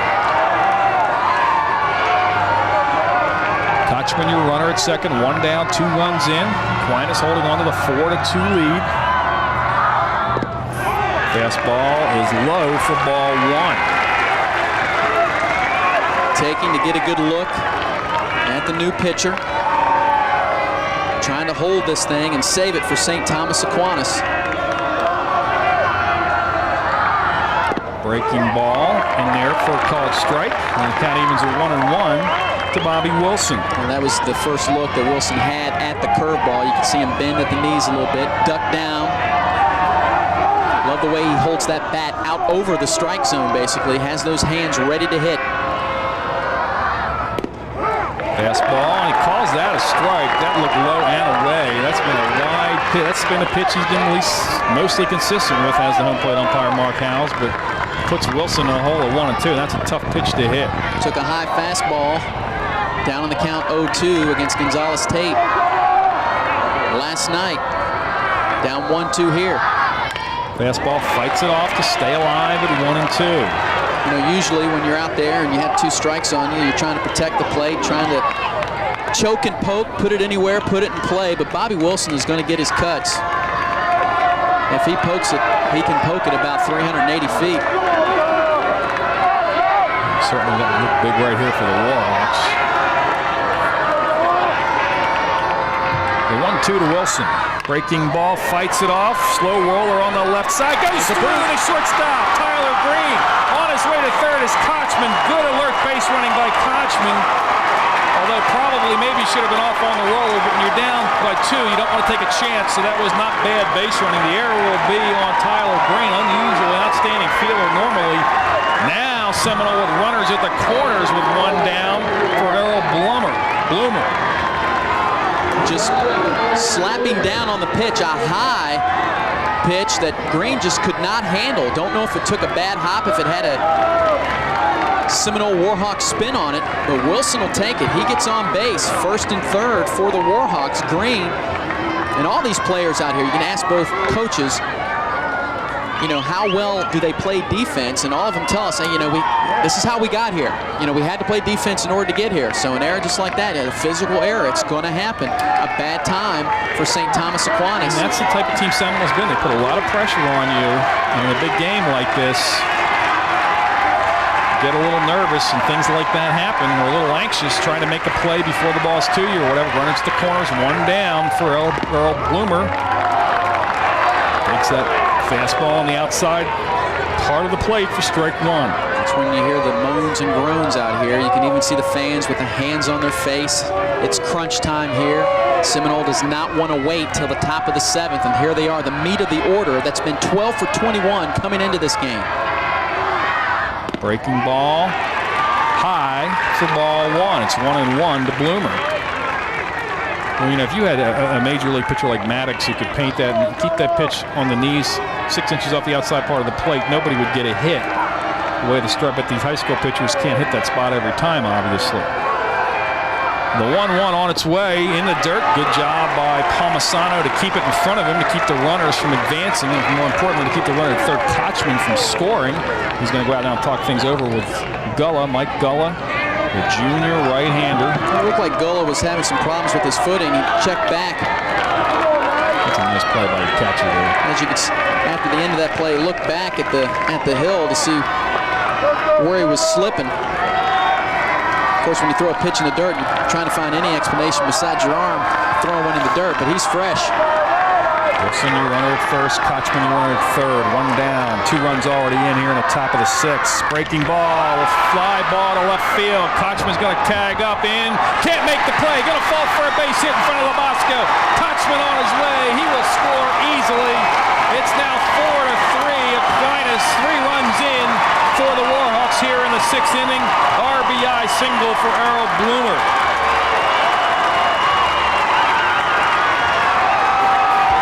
This looks like a routine out in left field. But Labasco just could not catch up to it, kept the ball in front of him, trying to get Kotchman with the hurt wheel running down the third base line, but he hustles in. That's 2 balls now that were hit. One down the right field line that went into the seats, and then this one that looked like they were either going to be foul or caught for Seminole. That was the big swing, Eric, off the end of the bat that always fools an outfielder. He initially froze in his tracks because he had such a big swing. He thought it was going to be to him or over his head, and he had to end up coming in. He could not get there in time. The batter of the pitcher, John Killaway, bouncing up there. Another great play by Palmisano. Very impressed with the fundamentals of both of these catchers, Eric. These guys are well-coached, well-schooled, big-time athletes. Very, very fundamentally sound catchers in high school baseball. Just watch Palmisano, recognizes it, keeps it in front of him. Went to his knees like much a hockey goalie. All tournament long, you're mentioning the fundamentals, no matter who was out here catching and out in the field. Very little errors committed. The catchers keeping the ball in front of him. Of course, quality pitching out on the hill. Not too many wild pitches. Teams that are here, all of them, whether they made it this far or not, deserve to be here. Killaway is 1 for 1. He was hit by a pitch and he singled. Another one in the dirt. And another great play by Palmisano. And the young junior Mike Gulla now maybe feeling the pressure, facing the #1 team in the nation. 3 runs in. He came in relief of the starter, Jay Lawrence, and out comes the pitching coach again to talk things over. And now, as I said in the bottom of the 5th inning, when Seminoles, the wheels coming off their train, now Aquinas. And there's another man up in the bullpen for Aquinas. They've got Adam Espinola, pitcher up. Another right-hander to go. And, you know, we talked with Coach Miller before, and he said that the one pitcher that seemed to give us trouble all season long was the left-handers that throw medium range, around 75, 80 miles an hour. First base coach Rob Francis mentioned 19 out of 30 games we face left-handers and right-handers we like. We don't see them that much. Killalay takes it for a strike. The 2-1 pitch. A little bit. It was at the knees, so he didn't want to swing at that one. When you hit 2-0, you want a good pitch to drive. Well, especially 2-0. If he would have thrown him 2 balls around the plate, he might have been swinging at a 2-0 in a hitter's count. But with 2 going in the dirt, he was taking all the way. Grounds it sharply foul down the first base side, and the count evens at 2-2 to John Killalay. Going back to second, will be the runner, Bobby Wilson. You see, Wilson's a catcher. He will run. He's a big guy, and he doesn't chug. He's a guy that any football coach would love to have on their team. He's a big guy, but pure baseball player. He's got some wheels. Well, Bloomer, your runner at first. 1 down here in the top of the 6th. 3 runs already in. The Warhawks trailing it 4-3. Fights that one off. Down the first base side again. Foul to stay alive at 2-2. Gullah now, he is doing a nice job of keeping the ball down. He has had some pitches in the dirt, but he's battling now. Needs an out, needs a double play. Killalay needs to put it in play. Breaking ball, off speed, inside and high, and the count runs full to John Killalay. Moved him off the pitch. Start the runners here down by 1 with 1 down. Now, he obviously, a line drive, it's a disaster, or a swing through and a strikeout. Seminole has not had a strikeout yet in this game. They've put the ball in play. But you don't want to make the last out at third base. Runners stay. They stay, and he fouls it off at the plate. Big swing, and just got a piece of it. Down by 1, not taking any chances. Scott Miller, the coach. Let's see, take a look at this one. That one running in on him a little bit. Another sort of cut fastball ran in the hands of Killalay. Since the last visit to the mound, Gullah has done a better job at getting the ball to the plate. Really come again with the curveball, try to pop Killalay inside with the fastball or go away. Remember now, he's had some problems with the fastball, getting the pitch in the dirt. Payoff pitch, pops it straight back, right towards his into the screen to stay alive. So Killalay with a good at bat, fighting off some tough pitches.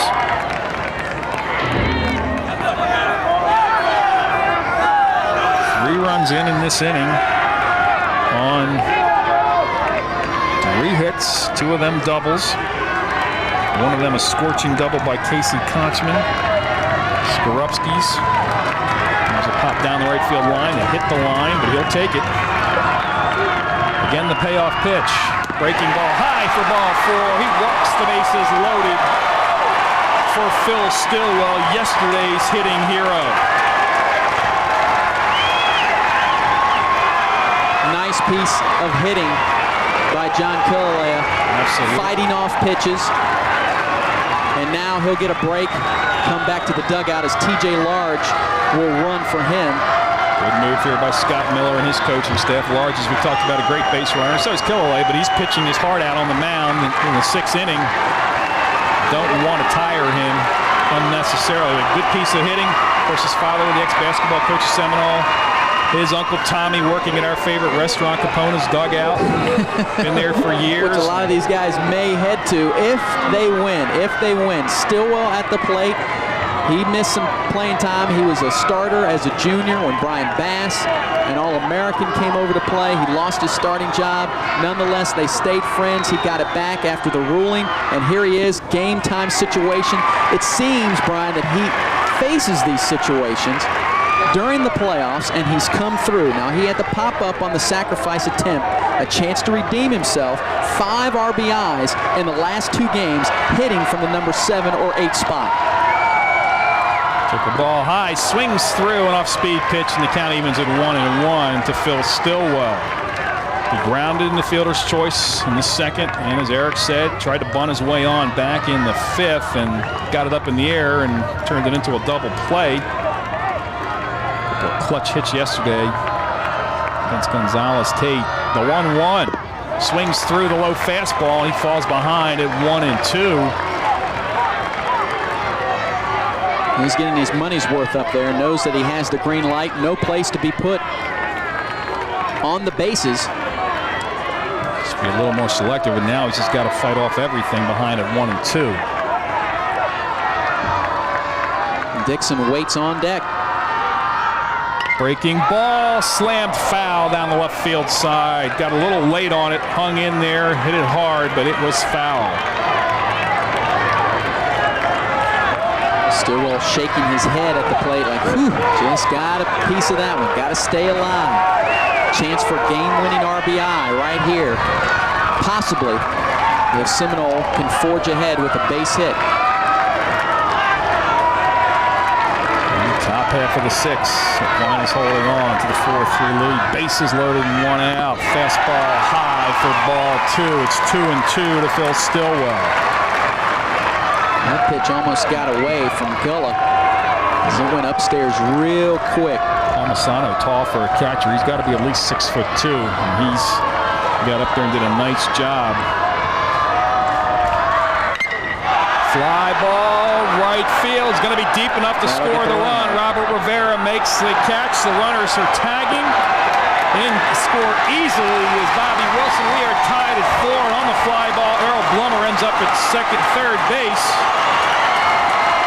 It's tied at 4. Sacrifice fly for Phil Stillwell, and the runners now at first and third with 2 down for Ryan Dixon.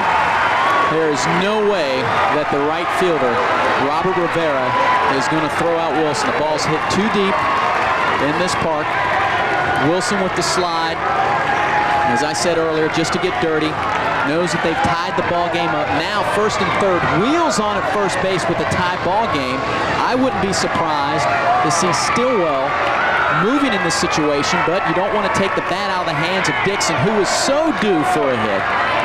5:21 before he was injured, as Eric talked about, middle of the season. Came back the other day and was 0 for 3, but had some good swings, and he fouls that one into the stands. And you've been off for a while, Eric, as you know, you play a lot of baseball. Sometimes you're just a little anxious, your timing's off, you get up there and you want to make a big play, get a good piece of the ball and put it in play, and not as selective, and see if Dixon now can have a good at bat as he falls behind 0-1. Possibly take a few pitches, because Stillwell not on at first. TJ Large still at first base. See if the pitcher forgets about him over there and see if he can take off. Chopper back through the middle. Easy play to retire to the side. Tyler Green to Colorado, but 4 runs in for the Warhawks. On 3 hits, they leave 2 men on. We move to the bottom of the 6th, and we are tied at 4 in the 5A state championship. Don't go away. This should be a great finish.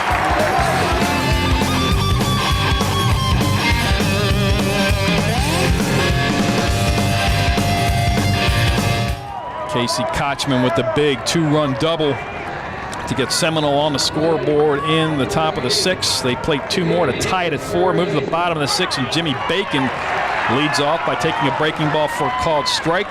He had a double and scored a run in the 3rd, and he struck out looking back in the 4th. Another breaking ball, this one low. And count evens at 1-1 to Jimmy Bacon, the 3rd baseman. It was a long inning for Killalea. Of course, he had that long at bat, and after he was pinch run for, he went down to the bullpen and got some work in just to stay loose. That pitch is low. It's now 2-1 to Bacon. I'm sure Coach Miller is going to keep an eye on Killalea. He's thrown a lot of pitches, as you mentioned, Eric. Struck out 9, run some deep counts. Pfister on the left side. It's going to be a tough play. Stillwell cannot make it.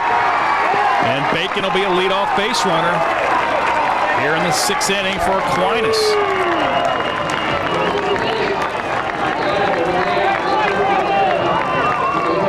That ball off the end of the bat should be a base hit. That's a tough play for Stillwell to make. Come running in and almost might have been able to bare-hand it. And Bacon left-handed out of that box very quickly. We'll call it a base hit until we hear otherwise. That's a tough play for any level of a fielder. Robert Rivera around the bunt. Did he give offer? Yes, he did, says Mark House, the home plate umpire, and he falls behind at 0-1. Bacon has to be careful down on first base not to get too big of a jump out there, because we saw the line drive, and also Wilson can gun him out. Well, twice we've seen the bunt backfire on Seminole on the sacrifice. Then pick-off play, and Bobby Wilson's going to have him dead to rights. The base runner getting too far off and running him down and putting him away is going to be John Riggleman. That was Bobby Wilson, came up firing his Bacon. Got too far off the bag on the attempted sacrifice, and a great play by Wilson to get it down to Kotchman and finally run down by Riggleman for the first out. Just a gun. Cooks Bacon, pun intended, down at first base. I thought he got too far off on the last pitch. And he was just dead to right here. And Kotchman running him back. And a strikeout victim here. Strikeout for Rivera, so what looked like a good start for Aquinas quickly deteriorating here in the bottom of the 6th inning. As Rivera strikes out for the second out, we're back to the top of the order, and Tyler Green.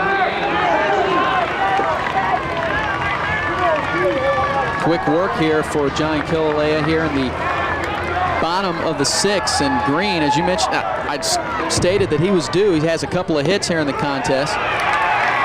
He grounded out, he singled and drove in a run in the 3rd, and he singled, drove in a run, and scored a run in the 5th. So he's been the catalyst that we thought he would be. Robert Lawson really was kind of non-committal before the game. I think he was afraid to tell us too much, Eric, like we were going to run over and tell somebody, but we figured. Well, you were wearing that T-shirt that Green said "I love the Hawks," so I told you to take it off. My Time Warner shirt on, 1-1, and that pitch is, I guess, high.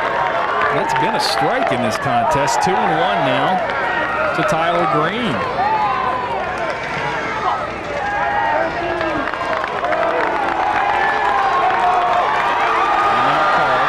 Well, a situation in the stands, and this is a rule in high school baseball or any sport. They try to keep fans on one side of the field and the fans on the other side of the field. Some Seminole fans went over behind the St. Thomas Aquinas fans, and the Legends Field security here quickly to recognize it. Did a nice job of asking them politely, please go over and sit on your side of the field. You can celebrate or grab the tissue paper if you lose at the end of the game, but right now, hey, sport to 2, be good sports. The 3-1 fastball catching the outside corner, and the count runs full to Tyler Green.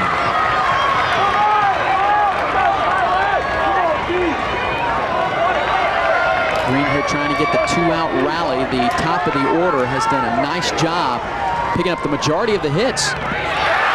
Just fighting it off at the last minute on the breaking ball. Killalea has already registered 10 strikeouts through 5 2/3 innings. Trying to pick up number 11 right here. Tyler Green's been a tough out, however, as we mentioned, 2 for 3. A couple of RBIs and a run scored in this one. Quality pitcher, witnessed a no-hitter that he threw in 5 innings in a 10-run Mercy Rule game. He might get a strike here. Missing wide, and he loses Green. Good at bat for Green as he draws the walk. It'll be a 2-out base runner at first for Mike Pellerito. It was a 1 for 3 with an RBI. He's had a couple of quality at-bats, Pellerito. Remember, he had the questionable hit in the right field, and we thought maybe it could have, depending on who your scorer is, that could have been hit. He could easily be 2 for 3. Had the pop-up when he was asked to sacrifice his last time up. Breaking ball for a called strike. Killalea not afraid to throw the change or the breaking ball at any part of the count.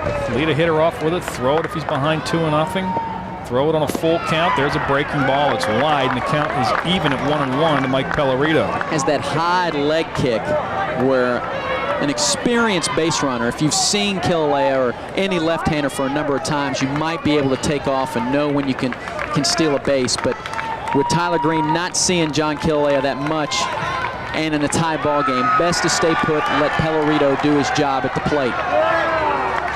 And we've seen Bobby Wilson. He's got a great arm. Now, I don't know, looks like the umpire was jawing a little bit with the catcher, Bobby Wilson, and now comes Coach Scott Miller to say to Mark House what's going on here.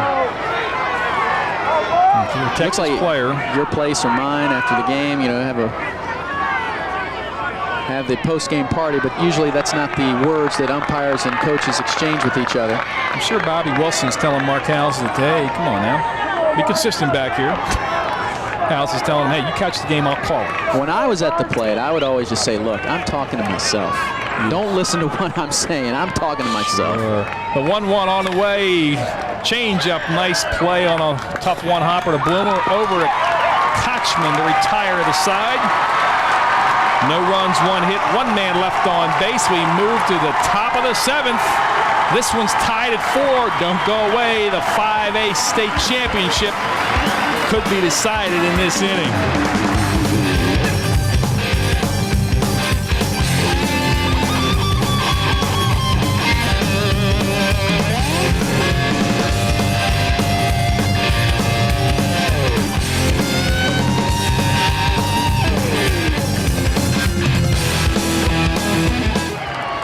Top half of the 7th inning. It's all tied at 4. The number 1 team in the nation, the Seminole Warhawks. The number 8 team in the nation, the St. Thomas Aquinas Raiders.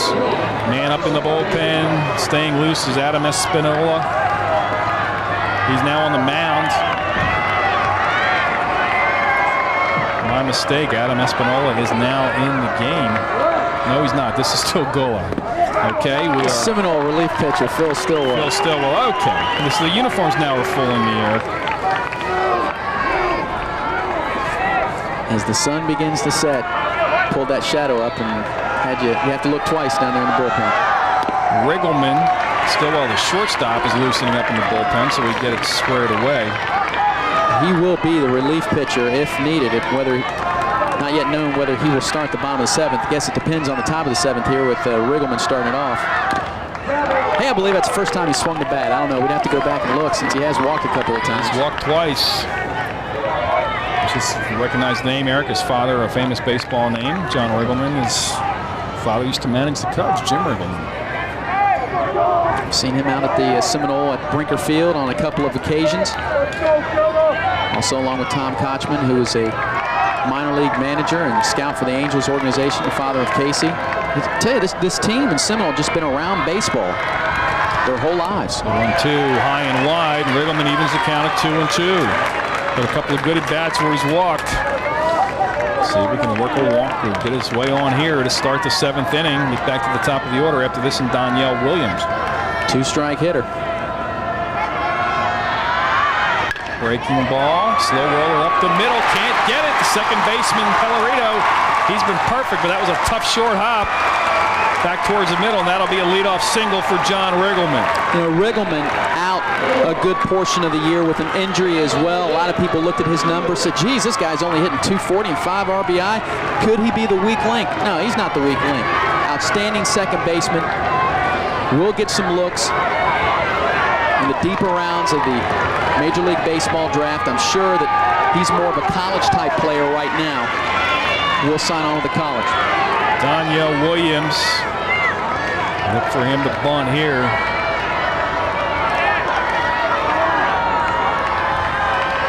He squares around. The breaking ball is called strike. Williams scored back in the 6th inning after hitting into a fielder's choice. He had a sacrifice bunt in the 3rd, and he popped up bunting back in the 1st. Popped up swinging actually back in the 1st to the pitcher. Chased the runner back, Riggleman. Leadoff runner here in the top of the 7th inning. Score tied at 4 in the 5A state championship game.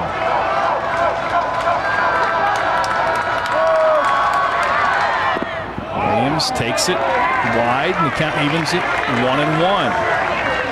Williams definitely showing sacrifice bunt the whole way, not trying to get on, just trying to move the runner over. Has the 2nd, 3rd, and 4th hitters coming up behind him. Plenty of hitters.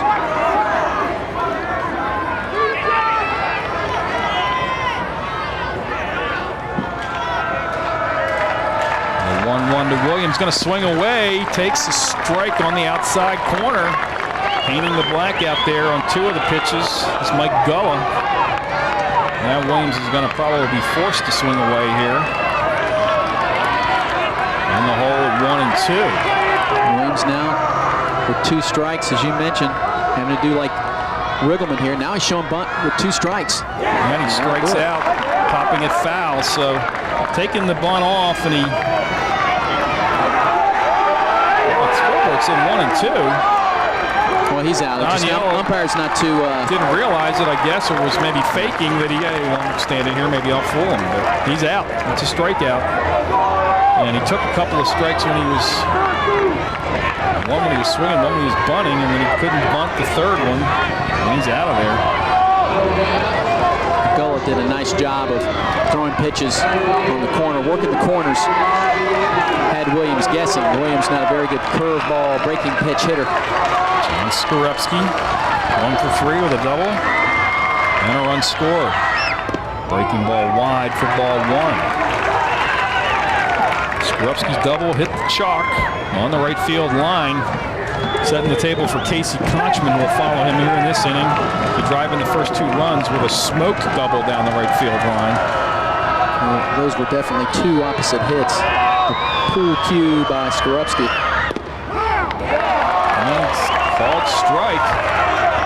And Kotchman on deck with the shot down the right field line, but the tie ball game. Being the visitors here, Seminole, they have the quality pitching. Until they stayed in the ball game. Still only 8 innings pitched all season. That one wide. It's now 2-1 to John Skorupski. Can't say enough about these catchers defensively. That could have gotten away, but Palmisano made it look easy for a high school catcher. So we haven't seen a pitch to the backstop this contest, whether it be pass ball or wild pitch.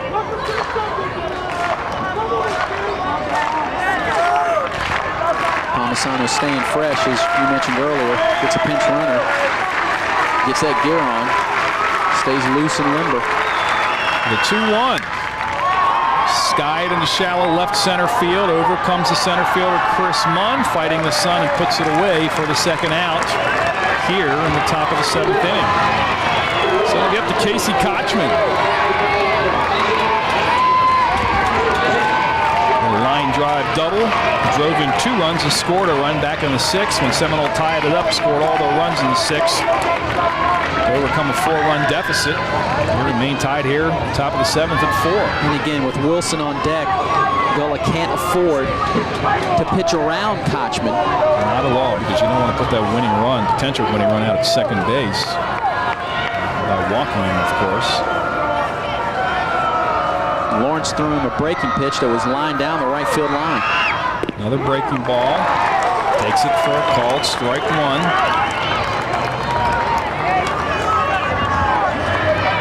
See his numbers coming into the final 4. And he didn't play last year due to an injury, missed the entire 2000 season. He's just tuned in. He could be the first baseman, or maybe the only. Well, the first baseman and the first high school, of course, first baseman taken in the Major League draft. Scouts have said he's a Major League fielder now, and he's got a AAA type swing, AAA hitter right now. We saw a AAA double in the last at bat down the first base line. Fights that one off down the left field line. This could be extra bases the other way for Casey Kotchman. Coming around second base is your runner, Riggleman. Riggleman will be held at third. Kotchman pulls into second with a stand-up double. Runners now at second and third with 2 down for Bobby Wilson. Second consecutive double off the bat of Casey Kotchman. Well, a lot of people would think that you get a high school prospect that's really up and going to be recruited high in the draft. You would think, well, maybe he's a home run hitter. Kotchman is a baseball player. He is just a straight hitter. He goes with the pitch. He gets hits the other way. And Wilson, they're going to give him the intentional walk, and you could see this coming. Well, and that was a nice play by Jared Labasco out there in left field there. He was a late substitution with 2 outs in the first inning after Giannotti got hurt. And he took a good angle on that ball, kept it from getting by him or bobbling it, and really kept Riggleman from scoring. Watch this. This is a good play here. Watch this. Notice Riggleman's running with the hit because there's 2 outs. And I talked to Coach Lawson the other day, and he was going to start at that time at the end of the first game. He told me he was going to start Labasco in left field. Had to go with Rivera, but then due to the injury to Giannotti during the top half of the first inning, had to go with Labasco, and he's done a nice job out there, especially with as we go on throughout the contest, now 2 hours and 15 minutes old. Bases loaded. Errol Bloomer, 1 for 3 with a single and an RBI, steps to the plate with 2 down in a tie game. Top half. Buck is called. and the go-ahead run is going to score. The first base umpire, K.D. Wright, called it. Mike Gullah balks. The runners will move up to second and third. Seminole has taken a 5-4 lead. And that is a tough way to take a lead if you're Aquinas, or to lose the lead on a balk with 2 outs. Let's see what happens. He started and he stopped. About it. He started rocking back. That you have to call that. That's not a call you can let go. That is definitely a balk. This brings back memories of last year's 5A championship game. Merritt Island trailing to Sarasota, and then Sarasota had the 4-run lead, and the wheels just fell off for the Sailors. It looked like they were going to cruise on to a victory, and Merritt Island, one of the top-ranked teams then in the state of Florida, came back to win it in the bottom half of the 7th with walks, with hits batsmen. And a balk like this cost St. Thomas Aquinas a run. This is a key at bat now for Errol Bloomer with a base open, 2 down, runners at second and third. A single here gives them a 3-run cushion. The 0-1 to Bloomer. Breaking ball, swing and a miss. Nice off-speed pitch from Gullah, and he falls behind. Does Bloomer at 0-2. Bloomer way out in front of that pitch, and he knows it, and already ready to fire is Gullah, getting back on that hill very quickly, possibly locking himself up as he waits for the hitter. He swung through it the first time. You got to throw it again. Hits him outside. In the dirt, low and away. Nice block again from Palmisano to keep that run third from scoring. Trying to make him chase one. These Seminole hitters very disciplined. The only registered strikeout I have in the book was Williams trying to bunt with 2 strikes. A 1-2. Breaking ball swings through, strikes out. Big strikeout from Gullah, but the Warhawks score the go-ahead run. They do it on 1 hit. 2 hits make that. Leave 2 men on. We move to the bottom half of the 7th inning. And the Seminole Warhawks, with their first lead of the contest, lead it 5-4.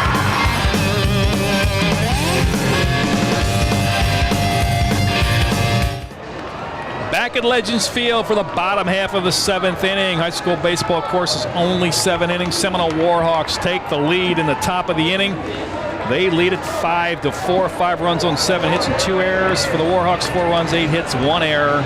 For the Raiders will have the meat of their order. Lou Palmisano, the 3-hitter. Joe Zanerko, the number 4-hitter. And Jared Labasco scheduled to hit, but it looks like Nick Palmisano is the second man out there in the on-deck circle with a helmet on and a bat in his hand, who's going to pinch hit probably for Labasco, who was a 2-out in the first inning replacement for the starting center fielder who went down, and that was Giannotti. Unfortunately, he came up with a leg injury when he collided. Richard Giannotti did with the left fielder. Lee Palmisano, 2 for 3, 2 for 2 actually. Sacrifice bunt, a couple of singles, and he's driven in a run. He falls behind at 0-1. Chase that pitch upstairs. Kilea and Stillwell gave each other high five. Stillwell probably saying, "Hey, you finish it. Don't look to me to come in at shortstop and close this thing out for you." Palmisano, they're dancing out of the way. Should have just stood in there and taken that one. It would have hit him in the leg. And that's what St. Thomas need. A runner on base. It's 1-1 now to Lou Palmisano. Been tremendous behind the plate. He's done a great job when he's been at bat. The breaking ball is wide. It's now 2-1 to Lou Palmisano. It looked like he was falling off the mound on that pitch. He knew it was nowhere close to the strike zone as soon as he released it. I'd like to finish this one out, but Scott Miller, of course, will keep an eye on him. We saw Stillwell warming up between innings in the bullpen, and that one in the dirt. It's now 3-1 to Palmisano, and you have to think here, trailing by 1 in the bottom of the 7th, he's going to be taking this one all the way. Force him to throw you a strike, and only if it's in your wheelhouse do you cut loose on it. They need a base runner. Asking Palmisano to be very selective. The 3-1 swings, line drive through Stillwell. Couldn't get it, got there, but it went right by his glove. Tough play, but it'll be a single for Palmisano. Thought he might be able to snare that one, Eric, but it went right by him. Couldn't quite get it. Now the pinch runner, Swaisland, will step in. But another hit for Palmisano. He's had quite the day at the plate. And I mentioned 3-1, unless it's in your wheelhouse. That one in your wheelhouse, but Palmisano not able to turn on it, and he collects another hit. The key hit to lead off here in the bottom of the 7th. Daniel Williams did a good job of getting over to cut that one off. Zanerko at the plate. Takes a called strike. 0-1 to Joe Zanerko. Grounded into a double play to end the first. Struck out, looking back in the 3rd, and he doubled and drove in a run in the 5th. Swayzlin, your courtesy runner at first. Nobody out around the bunt. He takes it for a called strike. Delayed call by Mark Howells. I was going to say that's been a strike, and it was there. So he falls behind at 0-2. See what Robert Lawson does here. He's going to have, I'm sure, have him swinging away down by 1. Nobody out and the runner on first. Breaking ball, swings through it, fights it off actually at the last minute. Thought he missed it, but he did fight it off at the plate. And Wilson hobbling a little bit, may have taken that one off the foot. Crunch time now for Zanerko, and Wilson goes back to get in position. You know, him and the home plate umpire, they've become very good friends here the past couple innings. They spent a lot of time together throughout the contest, but they spend just as much time away from the plate talking. The 0-2, straight change, popped up on the right side, coming hard. The right fielder makes the grab. Damon Lister calls off John Riggleman, makes a nice play. That would have been a tough play for Riggleman, looking over his shoulder into the sun. Lister, looking into the sun, makes the grab. And look at that divot that his cleat caught. The spikes, right? Something after you play golf, Eric. Yeah, the Yankees are going to say, we're going to have that paid for by the time this tournament is over. But an excellent job. Didn't even use the shades. He has them up on top of the hat. Well, he's not hitting, and he's the guy they're designated hitting for, but you see why he's out there, because he's a fine fielder. And he just made a big play right there. Got a good jump, fought through the sun. We're going to have a pinch hitter. This will be number 30, Nick Palmisano. He's a junior. Left-handed hitter, hitting .316 coming in. He scored 11 runs, has a couple of homers, and 14 RBIs. Did play in yesterday's game, was 1 for 2 against Lakeland. St. Thomas Aquinas faced a pitcher yesterday, a right-hander, that just had an unorthodox style with his pitching motion. And they had all types of problems, only picked up a couple runs, but good enough for the victory. And here, a more conventional left-hander. But now down to their final 2 at-bats. Well, Kilauea was going to try to roll a ground ball here, obviously. He's got a great shortstop, second base combination, and Stillwell and Riggleman. Palmisano is going to try to put something in play and put the pressure on the defense. Move that tying run around. 1 down, bottom of the 7th. Runner on first is the courtesy runner, Evan Swayzlin. Seminole holding on to the 5-4 lead. Kilauea chases him back with that good move. He's just trying to keep him honest, unless he really has him picked off, or will he fire one over there, because he can't afford to fire one over there and have it get by and put that runner in scoring position. Breaking ball, catching the outside corner for strike 1.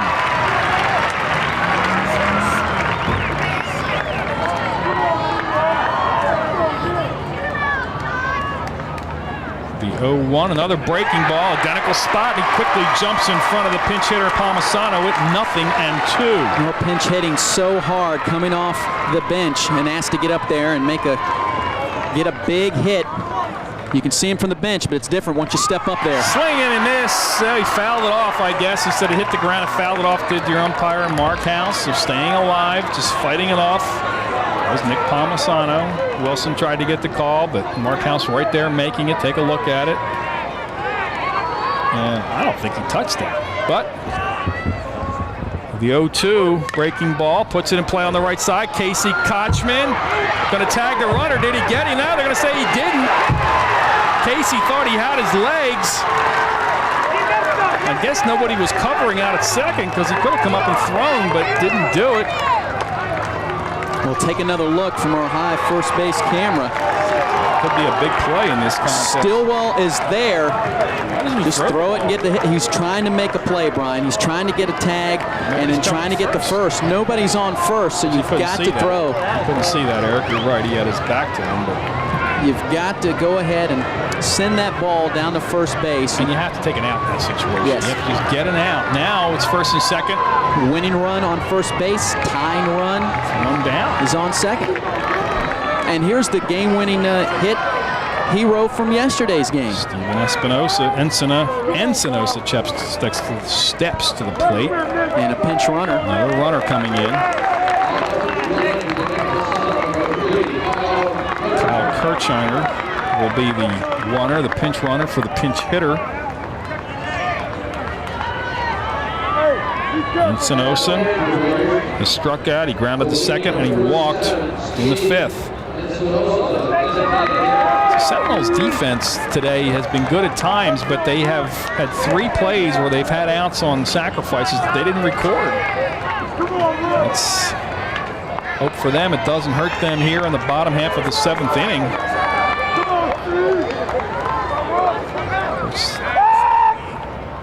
There's a breaking ball that is wide for ball 1 to Encinosa. Palmisano, the pinch hitter. Wilson thought he had him struck out, and so did Killalay, but they said he fouled off that 0-2 pitch before putting that one in play. The pickoff move, nobody there to cover. Killalay did not throw the ball, of course. The 1-0 on its way. Fastball is in there to even the count at 1-1. Nice location of the pitch at the knees. Against the left-hander was all breaking pitches, but here he's firing the fastball in. Foul off on the right side, and in the hole at 1-2 is Steven Encinosa. Encinosa was way late on that pitch. In fact, yesterday his hit went to second base. He was late on that one as well as the infield was drawn in, and he hit a high chopper to get that run home.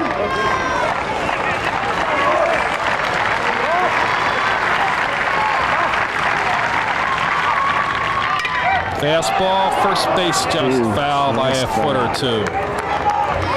That could have been all kinds of problems, or caused all kinds of problems for the Seminole Warhawks. Encinosa fights it off and sends it sharply foul on the right side. Count remains 1-2, 1 down. Runners on first and second. At second is Evan Swayzlin, the courtesy runner. Kyle Kirchner on first, the pinch runner. Breaking ball, bounded foul on the third base side. And that's what you want if you're Errol Bloomer. Get that high chopper where he can just grab it, step on third, and fire on to first, and game over. But these Aquinas Raiders staying disciplined at the plate, keeping the bat on the ball with 2 strikes.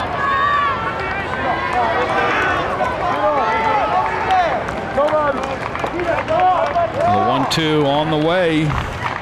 Fastball is low, and the count evens at 2-2 to Encinosa. Encinosa, the designated hitter today. Clearly battling. Got to be tired. He's thrown a ton of pitches. Recorded 10 strikeouts.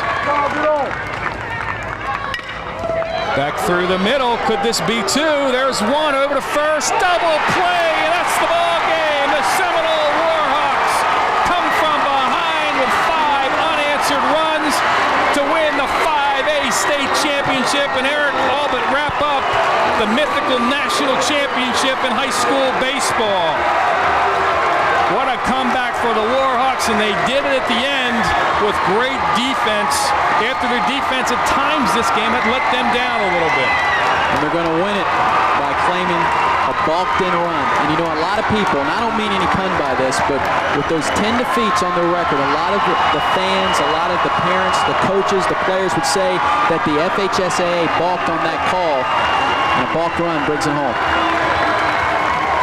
Here's the replay. Looked like Kotchman maybe left a little bit too soon at first, but that's in the area play, and we saw that at second base earlier from Aquinas, and they're still well turning it nicely from the feed from Riggleman.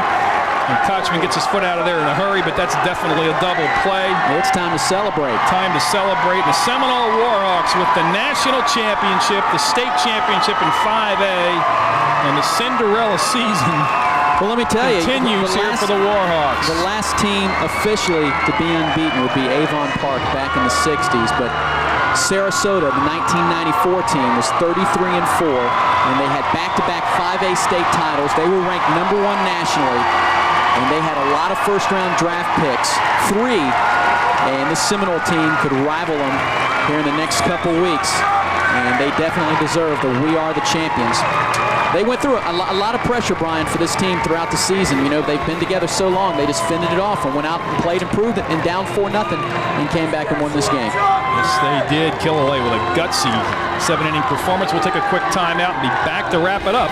The Warhawks win the 5A state championship 5-4 over the Raiders from St. Thomas Aquinas.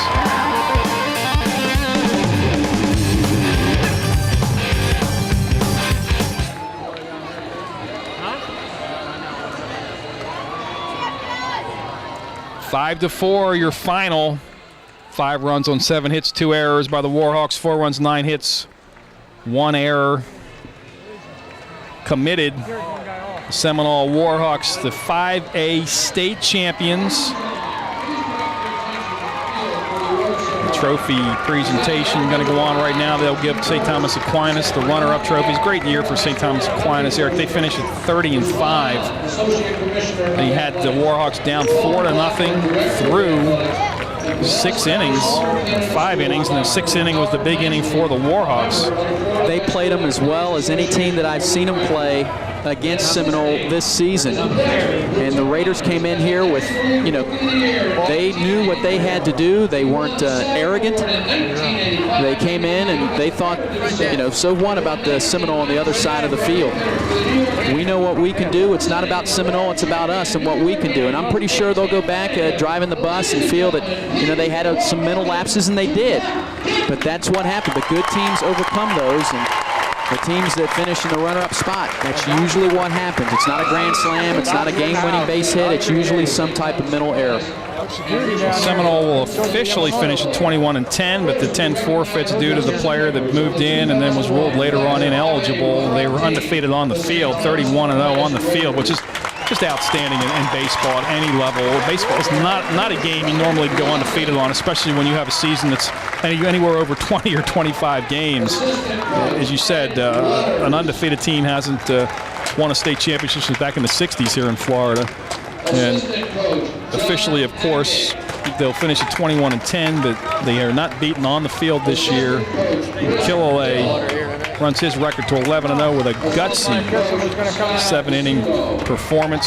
St. Thomas Aquinas getting their trophies right now on the field. The Seminole Warhawks, the state champions. Shorecrest, the last private school team to win it in 1989. You mentioned public school, that would be Lakeland back in 1970. You talk about this Seminole Warhawk team. You know, the most runs they gave up all season long was 6, and that was to Dunedin. They were ahead in that ball game 7-2. I saw them down against Boca Ciega 3-0. Saw them down here today against St. Thomas Aquinas 4-0. They battled back. I'm sure Coach Miller in the post-game comments is finally, for the last time, going to be asked, did you feel at all threatened? Were you worried down 2-0, 3-0, 4-0? For the last time, he'll get to say no. But I would venture to say, I did not hear the Devil Went Down to Georgia during the contest. Did not hear his theme song. So he might have been thinking, this might be it. It'll be interesting to find out his comments. But congratulations to the Warhawks. They know they were unbeaten. I'm sure the T-shirts are coming out. I hope we get some, because it seemed like every game that they won another one, they got another T-shirt that said 26-0, 27-0, 28-0. But congratulations to both teams out there, and to our broadcast crew. Did an outstanding job their first baseball game in about 5 years. And they did, and we'll hang around for another minute. What the heck? Let's see Seminole get their trophies and officially confirm their 5A state championship, their undefeated season. And the Warhawks win it 5-4, 4 runs in the 6th inning. A couple of back-to-back doubles by John Skorupski and Casey Kotchman. And he goes back to the bounces of the ball, this game of baseball. And there you see Brian Bass, the All-American shortstop, who could still part of this team, could go in the first round. First-round draft pick. He was the player that moved in that was then ruled ineligible. Phil Stillwell took over at shortstop and did a great job. And he stayed here at school to finish out his academics. Let's watch the Warhawks get their state championship trophy. Scott Miller. Doc Gooden giving him some handshakes as well. Coach Miller, he graduated USF, and he and I graduated high school about 10 miles apart from each other, although that was several decades apart. Trying to do some bonding last night with the coach, and then he started mentioning the movie Remember the Titans, and I said, hey, look, we're playing baseball. This isn't about football. And actually, I believe our director was reminding us before this game began, if Seminole should win, it's actually the first baseball championship or any state championship here on Time Warner, and it's good to be a part of it with the Seminole Warhawks against quality competition from Fort Lauderdale. Well, it is in baseball and football. We've done a couple of state championship games in soccer.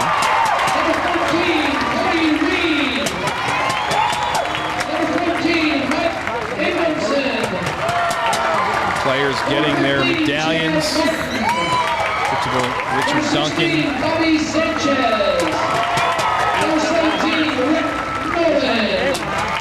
One last moment in the spotlight in this wonderful season for the Seminole Warhawks. And they'll get that big trophy. They will win the national championship.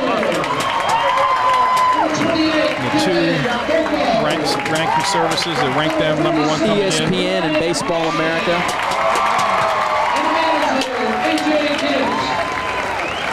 Congratulations to the Seminole Warhawks, 5-4 winners, 5 unanswered runs, 4 in the 6th, 1 in the 7th on a balk. They are the 5A state champions. Scott Miller and his crew did it. Casey Kotchman, the whole crew, Danielle Williams, John Skorupski, Bobby Wilson, Errol Blummer, John Killalay, a great game on the mound, Phil Stillwell, Ryan Dixon, John Riggleman, TJ Large, the winning pitcher yesterday, and the Warhawks with their trophy. We'll wrap it up right now. Hope you enjoyed the 5A state championship game here from Legends Field. The Warhawks take home the big trophy, winning the 5A state championship and the national championship by the score of 5-4 over a very, very talented Fort Lauderdale St. Thomas Aquinas Raiders squad, who were ranked 8th in the country coming in. For my partner Eric Keaton, I'm Brian Unks, the one with our director Ed Bogner. Thanks a lot for joining us. And until next time, take care, everyone.